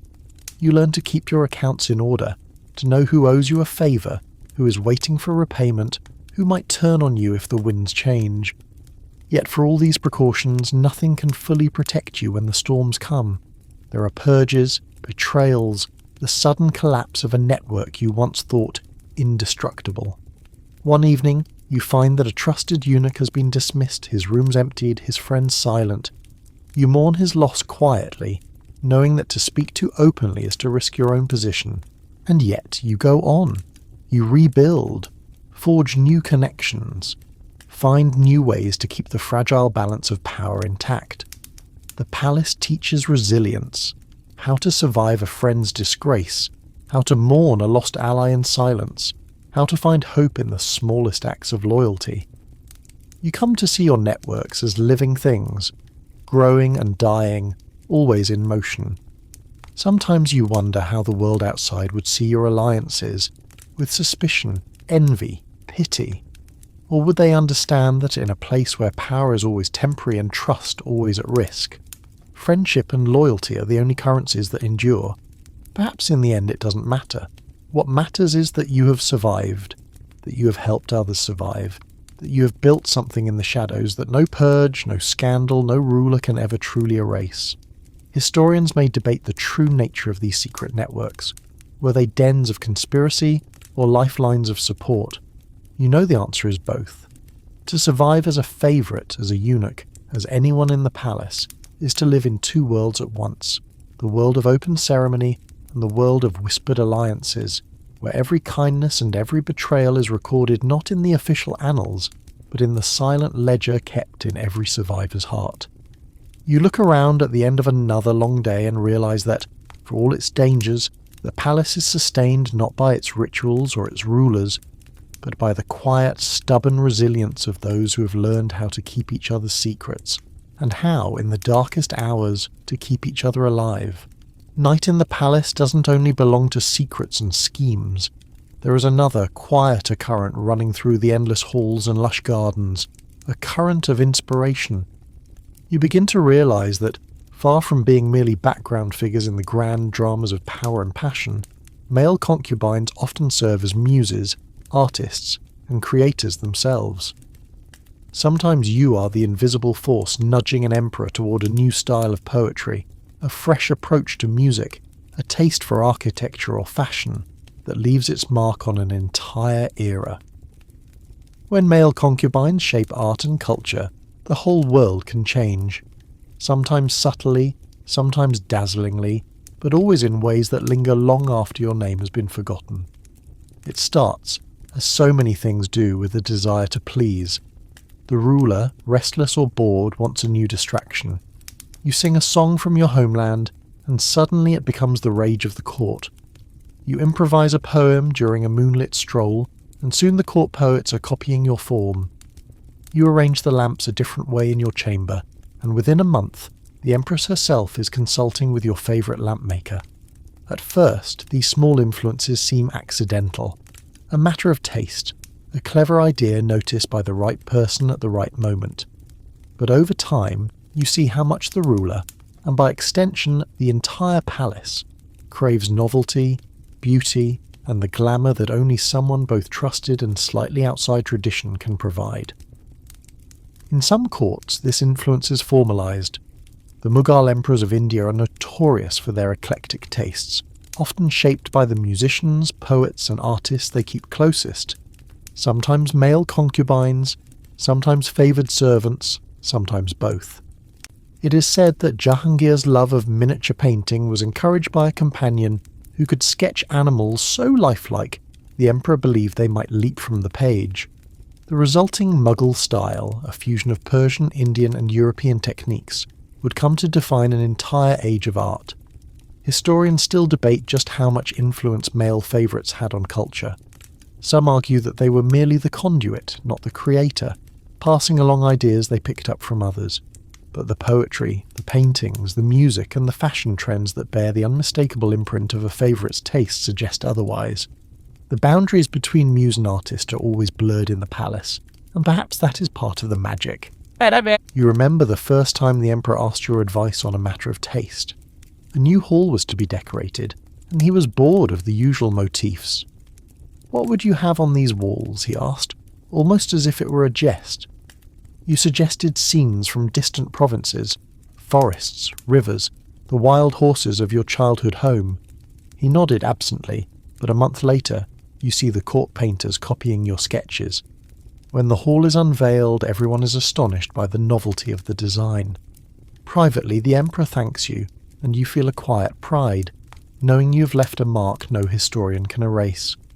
Quirky traditions arise around these creative exchanges.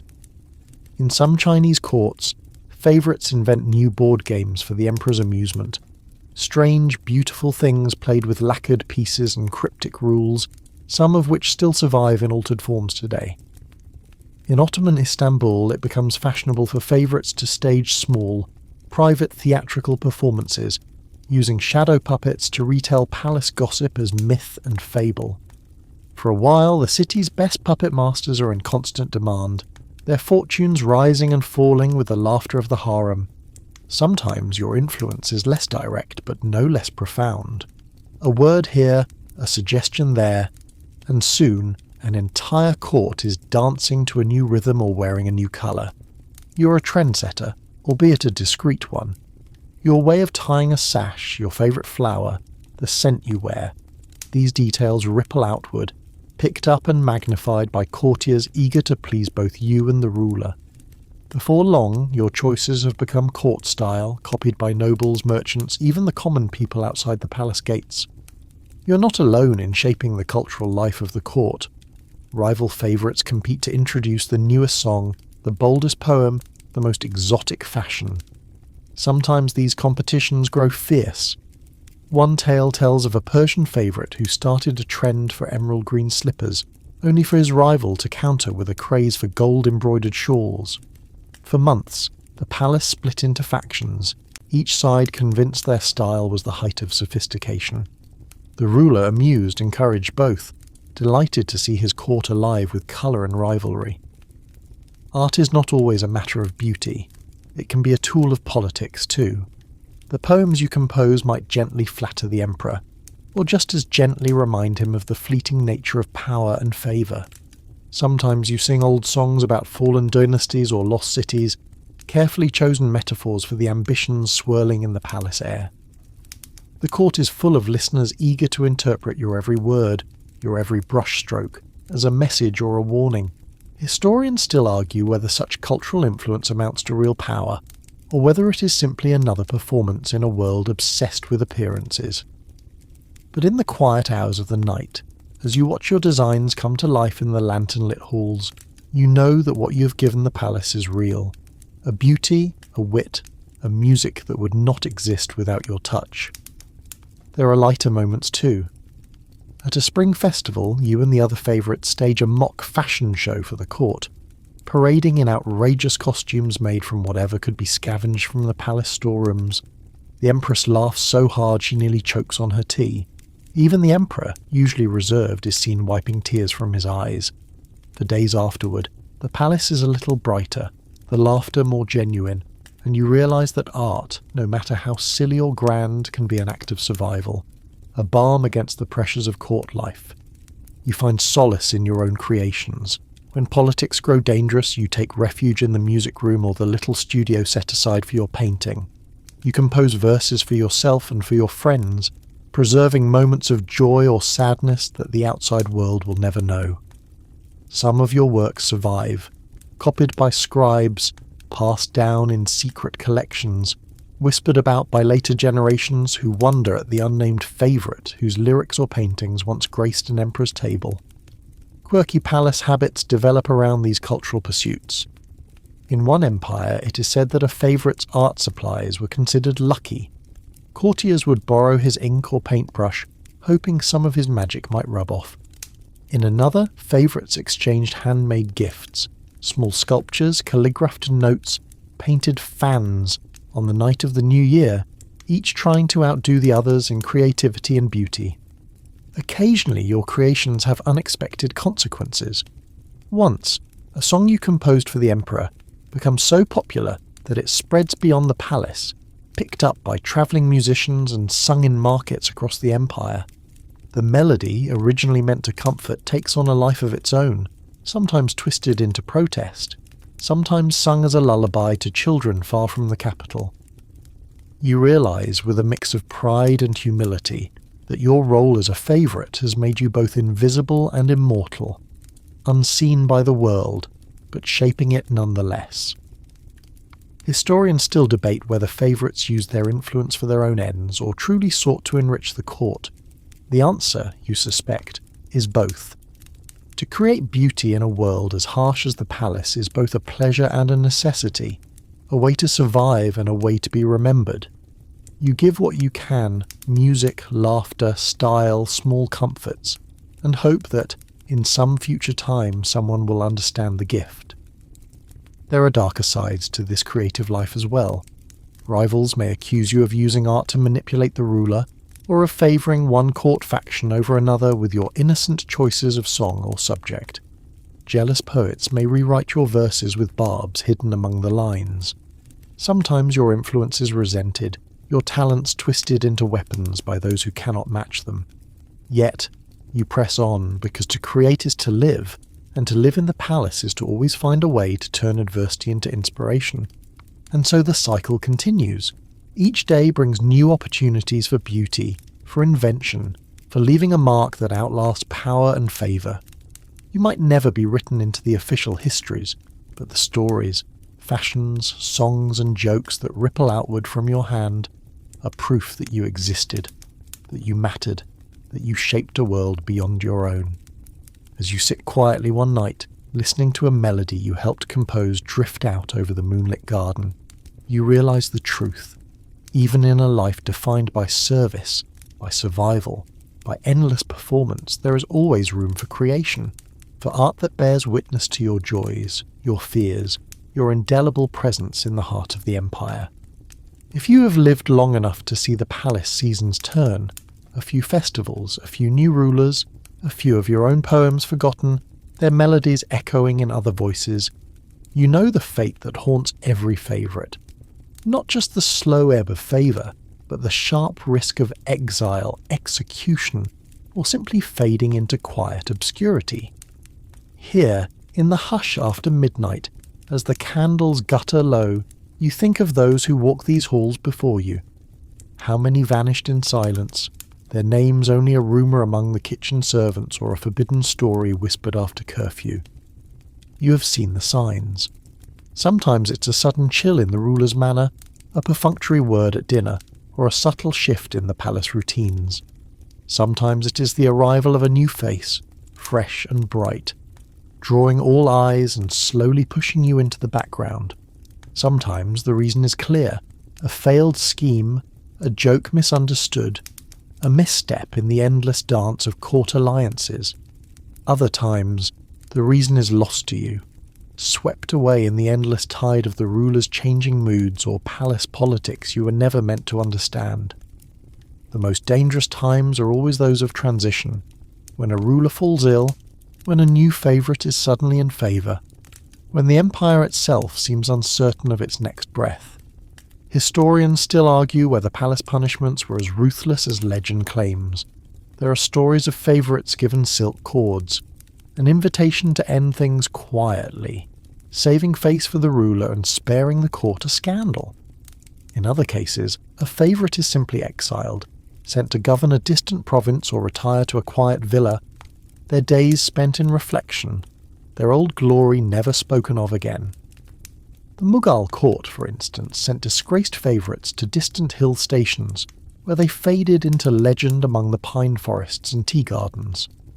The Ottoman palace was notorious for sending both concubines and eunuchs out of the empire entirely, sometimes with a purse of gold, sometimes with nothing but their memories. There are too tales of mercy, of favourites who managed to negotiate a peaceful retirement, perhaps by marrying into a lesser noble family, or by trading secrets for safety. More often, though, your world shrinks. The doors that once opened at your touch are barred. Servants avert their eyes. The court musicians no longer play your song. A poet might compose a couplet in your honour, never spoken aloud, but passed hand to hand among those who remember you fondly. It is a small comfort, but it is something. Exile is not always dramatic. Sometimes it is a quiet transfer to a colder, darker set of rooms, a gradual reduction in your privileges, an unspoken understanding that you should make yourself less visible. You find yourself spending more time in the gardens at dawn, less time at court dinners. Your rivals look at you with a mix of triumph and pity. A few even offer a word of warning, a reminder of old kindnesses exchanged when you both were new to the palace. One morning you wake to find your favourite cup missing from the breakfast tray. The absence is louder than any threat.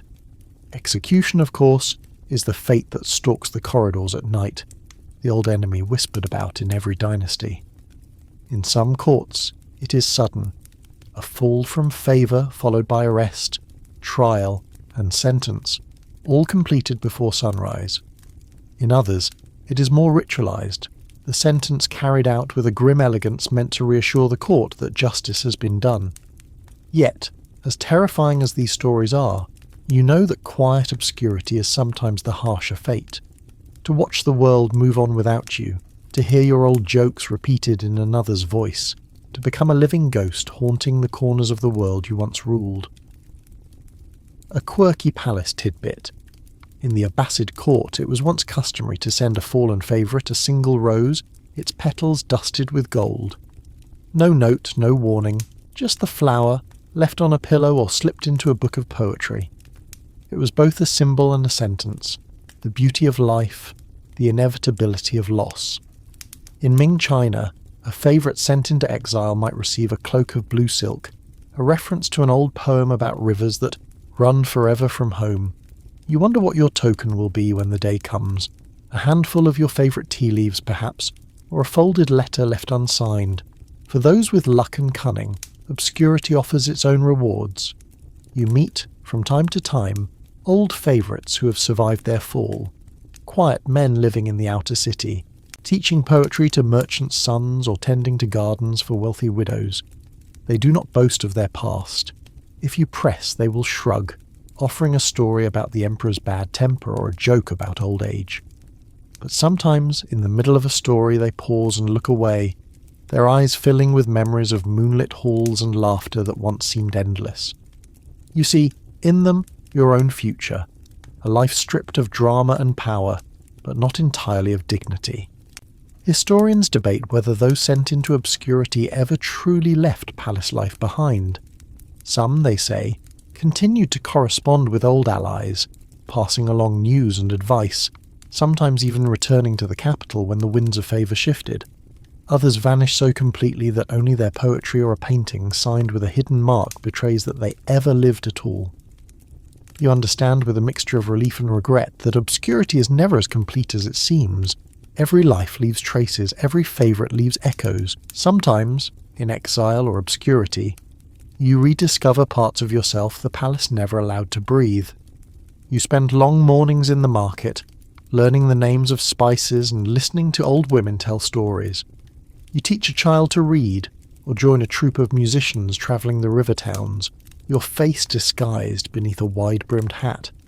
You write new verses, unsigned, and leave them in tea-houses for strangers to find. There is a freedom in this small life, a grace that surprises you. You realise, perhaps for the first time, that there is a world outside the palace, smaller, rougher, but real. But the palace too remembers you. Servants who once dusted your chambers recall your favourite colour. A court artist, painting a mural for a new ruler, slips a tiny image of you among the dancers at a festival. The ruler's own dreams, troubled and restless, sometimes conjure your laughter or the words of a poem you once composed. Even the new favourites, eager to carve out their own legends, inherit a world subtly shaped by your influence, your style, your jokes, your quiet kindnesses. There are, of course, those who cannot bear the fall. A few fight back, attempting to plot their way back into favour, sometimes succeeding for a time, often ending in disaster. Others retreat into bitterness or despair, warning every newcomer of the dangers ahead, haunted by what they once were. Some simply disappear, vanishing into the city, reinventing themselves as merchants, actors or scholars, always keeping their past a closely guarded secret. A final, quirky tradition. In the Ottoman palace, it was said that on the night a favourite was sent away, the court musicians played a tune known only to those who had survived such an exile. The melody, simple, sad, but oddly hopeful, echoed through the halls, and for that one night, everyone remembered the one who was leaving. Some say that the song still drifts through the palace on windy nights, a reminder that no one is ever truly gone. Historians still argue whether obscurity, exile, or execution was the greater punishment, or whether the true suffering lay in simply being forgotten. You know, deep down, that memory is the last battleground. To be remembered, even as a shadow, is a kind of victory. You walk the empty gardens one last time, pausing to breathe the scent of night-blooming jasmine, and to listen for the distant laughter of those who still matter. You leave behind your favourite book, a carefully folded sash, a poem tucked inside a drawer. Someone will find these things, and perhaps they will wonder about the life that touched theirs, however briefly.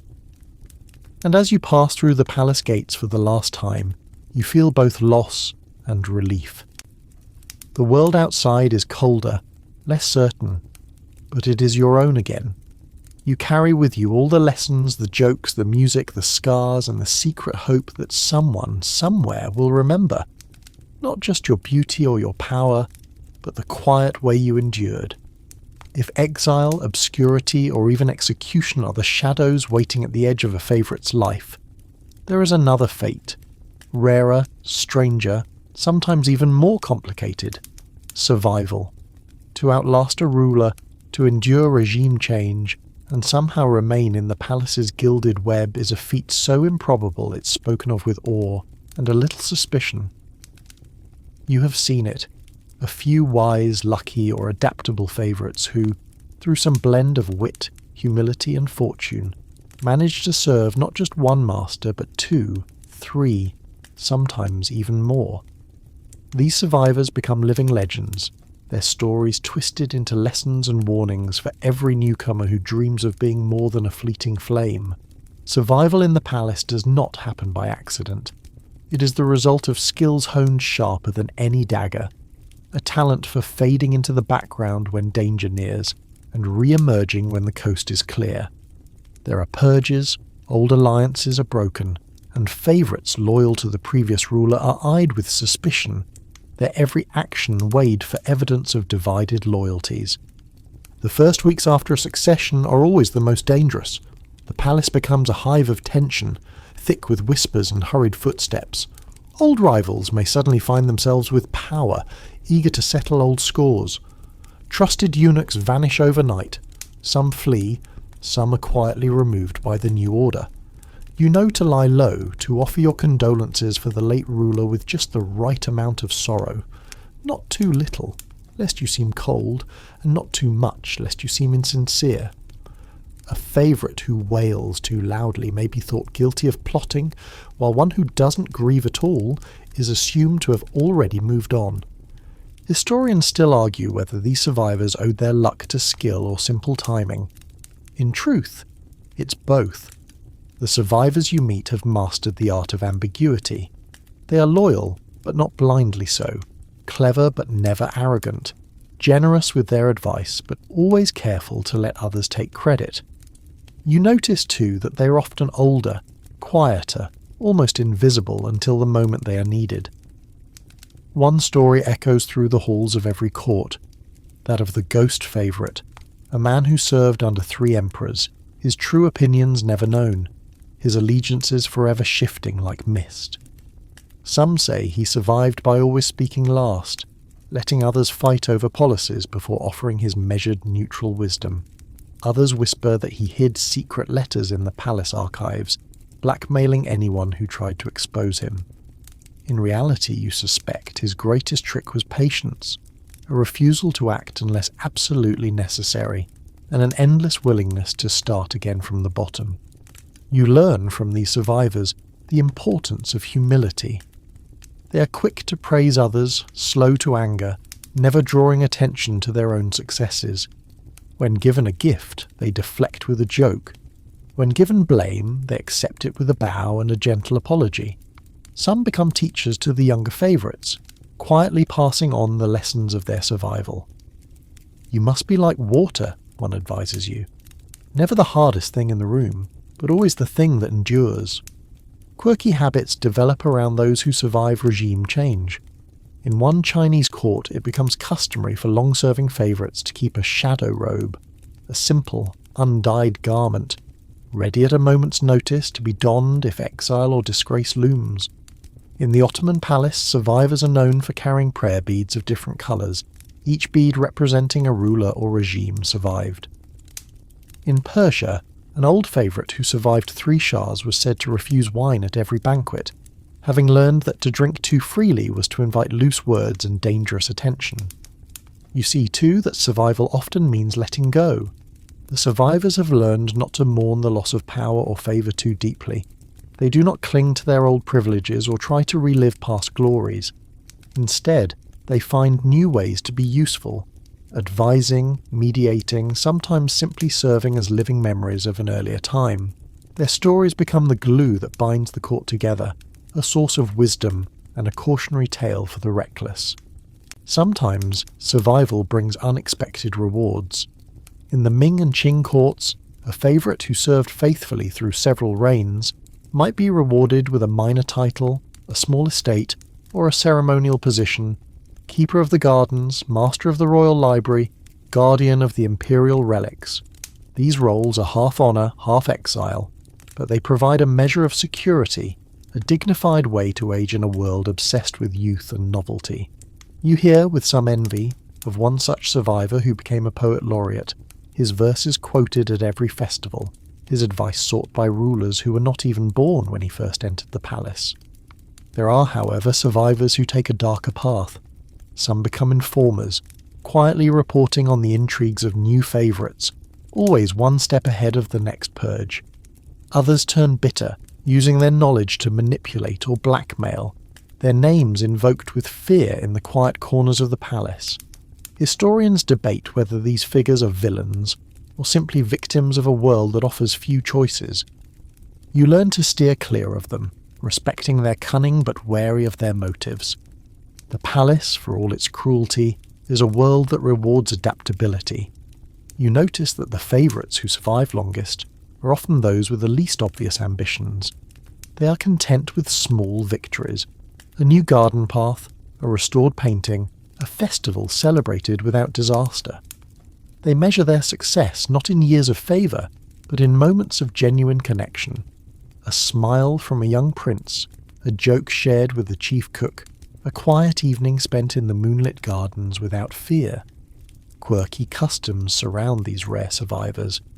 In the Abbasid court, it was said that those who survived 3 rulers were allowed to plant a tree in the palace gardens, its fruit never to be picked, a living symbol of endurance.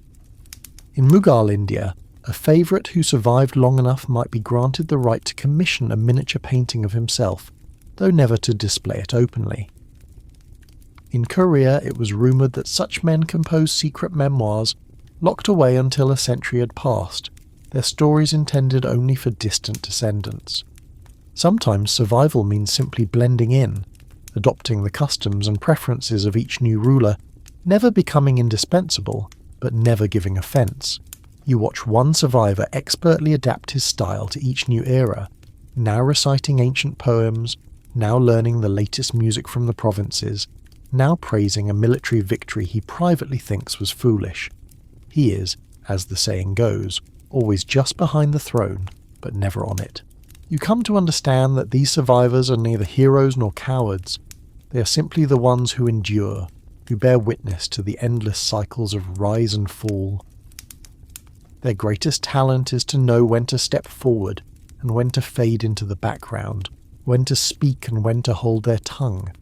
They are the silent chroniclers of palace life, the ones whose presence reassures new favourites that there is a path through the storm, if only you learn to listen. Historians still debate whether survival is a form of victory or a kind of defeat. Is it better to burn brightly and vanish, or to endure, unseen but unbroken? You find, as the years go on, that your answer changes. Some days you envy those who left at the height of their fame, remembered in song and rumour. Other days you are grateful for every quiet morning, every evening spent in peace, every year that passes without disaster. You too may become one of these survivors.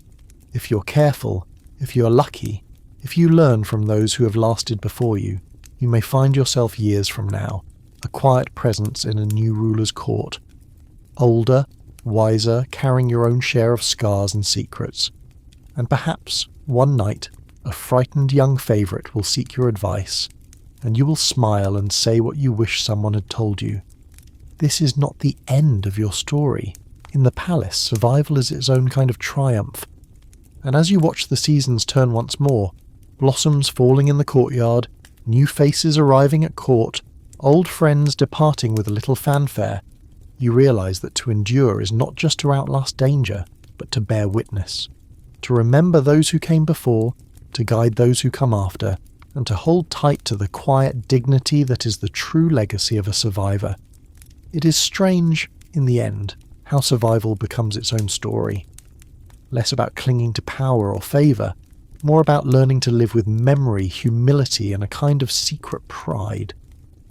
If you have made it this far, surviving the rise and fall of rulers, the endless shuffle of allies and rivals, the exile of old friends, and the quiet arrival of new threats, you come to realise that your life in the palace has been many things. A dream, a cage, a stage, and finally, a kind of bittersweet home. This final season is not about conquest or glory. It is about legacy, about understanding the long, slow work of remembrance, and about finding peace in the story you leave behind. There are days when you look in the mirror and barely recognise the face that stares back. Lines of laughter and worry have settled in.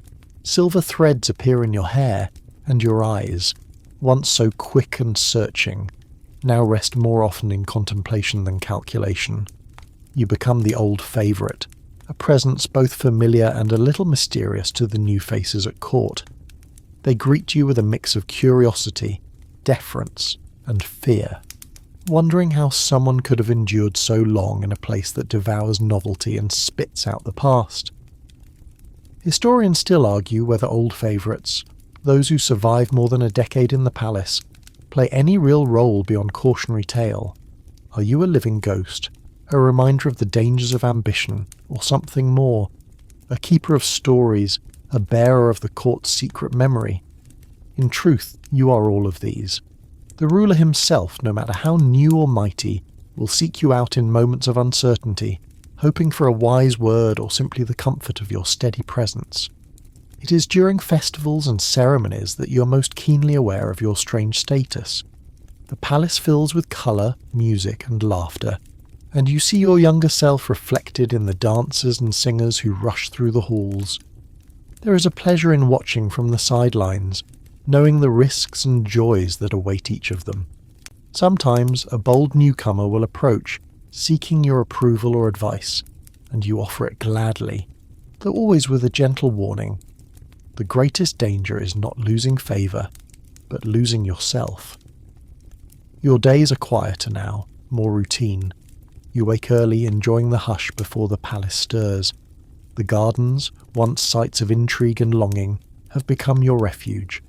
You walk the paths as the dew glistens on the grass, your mind drifting back over years of stories. You pause at the tree you planted after surviving your third ruler, a symbol not just of endurance, but of hope. Roots growing deeper, even as branches reach for the sun.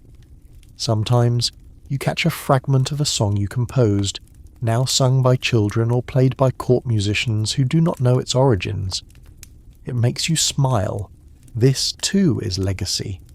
Quirky palace customs attach themselves to old favourites.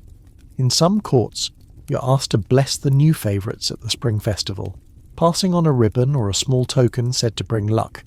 In others, you're tasked with teaching a lesson or skill, storytelling, painting, even the proper way to pour tea.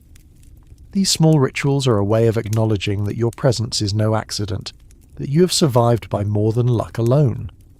You see too how your own perspective has changed. The jealousies and anxieties that once seemed overwhelming now feel distant, even a little foolish. You have learned to forgive rivals, to let go of old grudges, to celebrate the successes of others without bitterness. You find yourself drawn to the quiet acts of kindness, a shared meal with a servant, a word of comfort for a homesick musician, a joke told to the chief gardener just to see him smile. Your wisdom is sometimes sought, sometimes ignored, but always quietly respected. Ministers who once dismissed you now ask for your counsel in private, trusting your memory of old mistakes and successes. The ruler's mother, who once saw you as a threat, now greets you with real warmth, grateful for your loyalty and your silence. Even the ruler himself grows gentler over time, seeking your company not just for advice, but for the pleasure of someone who remembers the world as it was before his reign. There are moments, of course, when you mourn what was lost, friends who did not survive, love affairs cut short, the thrill of being the centre of the palace's attention. But these memories, sharp at first, grow softer as the years pass. You realise that legacy is not built only on public triumphs or whispered intrigues, but on the quiet, unremarkable acts that make life bearable for everyone. Your kindness, your resilience, your willingness to endure without growing hard or bitter. Historians still argue about the true impact of favourites who lived long lives. Were they quiet revolutionaries, shaping the culture and politics of the court in unseen ways, or simply survivors, weathering storms without leaving a mark? The answer is both, and neither. Legacy is as much about those who remember you as it is about what you did. In the twilight of your years at court, you notice how the new favourites have begun to copy your habits. The way you dress, your jokes, even the manner in which you greet the ruler. You're flattered, but also amused, knowing that each must find their own path, their own way to survive. You share your stories when asked, but never force your wisdom. You must live it to understand, you tell them. Nothing I say can make it easier, but perhaps it can make you braver. In some courts, it becomes tradition for the oldest surviving favourite to recite a poem or blessing at the New Year's feast. A final reminder that even in a world obsessed with youth and novelty, experience has its place. You take pride in this role not as a relic, but as a bridge between the old and the new, the vanished and the living. And when the time comes, whether quietly in your sleep or in a final act of kindness or courage, you know that you will not be entirely forgotten. Your story, woven into the fabric of the palace, will live on in jokes told by servants, in melodies played at dusk, in the soft rustle of silk in the halls you once called home. Perhaps you will be remembered not for the power you held, but for the grace with which you let it go, the dignity with which you endured, and the wisdom you offered to those who came after. As the final curtain falls, you step away from the centre of the palace, content at last to be part of the story, not its star. You have survived, you have shaped, you have witnessed, and in your endurance, you have become a legend in your own quiet way. And so, as the palace settles into sleep and the long night drapes its velvet over every golden roof and moonlit garden, you feel the world slow to a hush. The voices that once clamoured for attention soften, replaced by a chorus of distant music, laughter, and the whisper of wind through ancient trees. You have travelled far, from the dizzy heights of favour to the quiet refuge of old age, through rivalries and alliances, dances and secrets, exile and homecoming. Now each breath feels a little lighter, each memory a little softer. The palace that was once a labyrinth of danger and delight becomes just a place, one where you found joy, heartbreak, and at last a sense of peace. The faces of friends and rivals drift past in your mind, their voices lingering like the echo of a lullaby. The melodies you once played, the stories you once told, have found new life in the laughter of others. You let your shoulders relax, feeling the comfort of belonging to something larger than yourself, a tradition, a tapestry, a story passed down from heart to heart. Legacy, you realise, is not the roar of history but the gentle ripple of kindness, the soft glow of memory, the simple fact of having been here and of having endured. So rest now. Let your eyes close gently. The palace will spin on, as it always has, but tonight you are safe, your journey complete. You have been seen, remembered, cherished, and tomorrow's dawn will bring new stories, new dreams, and new hope for all who wander the winding halls of history. Sweet dreams.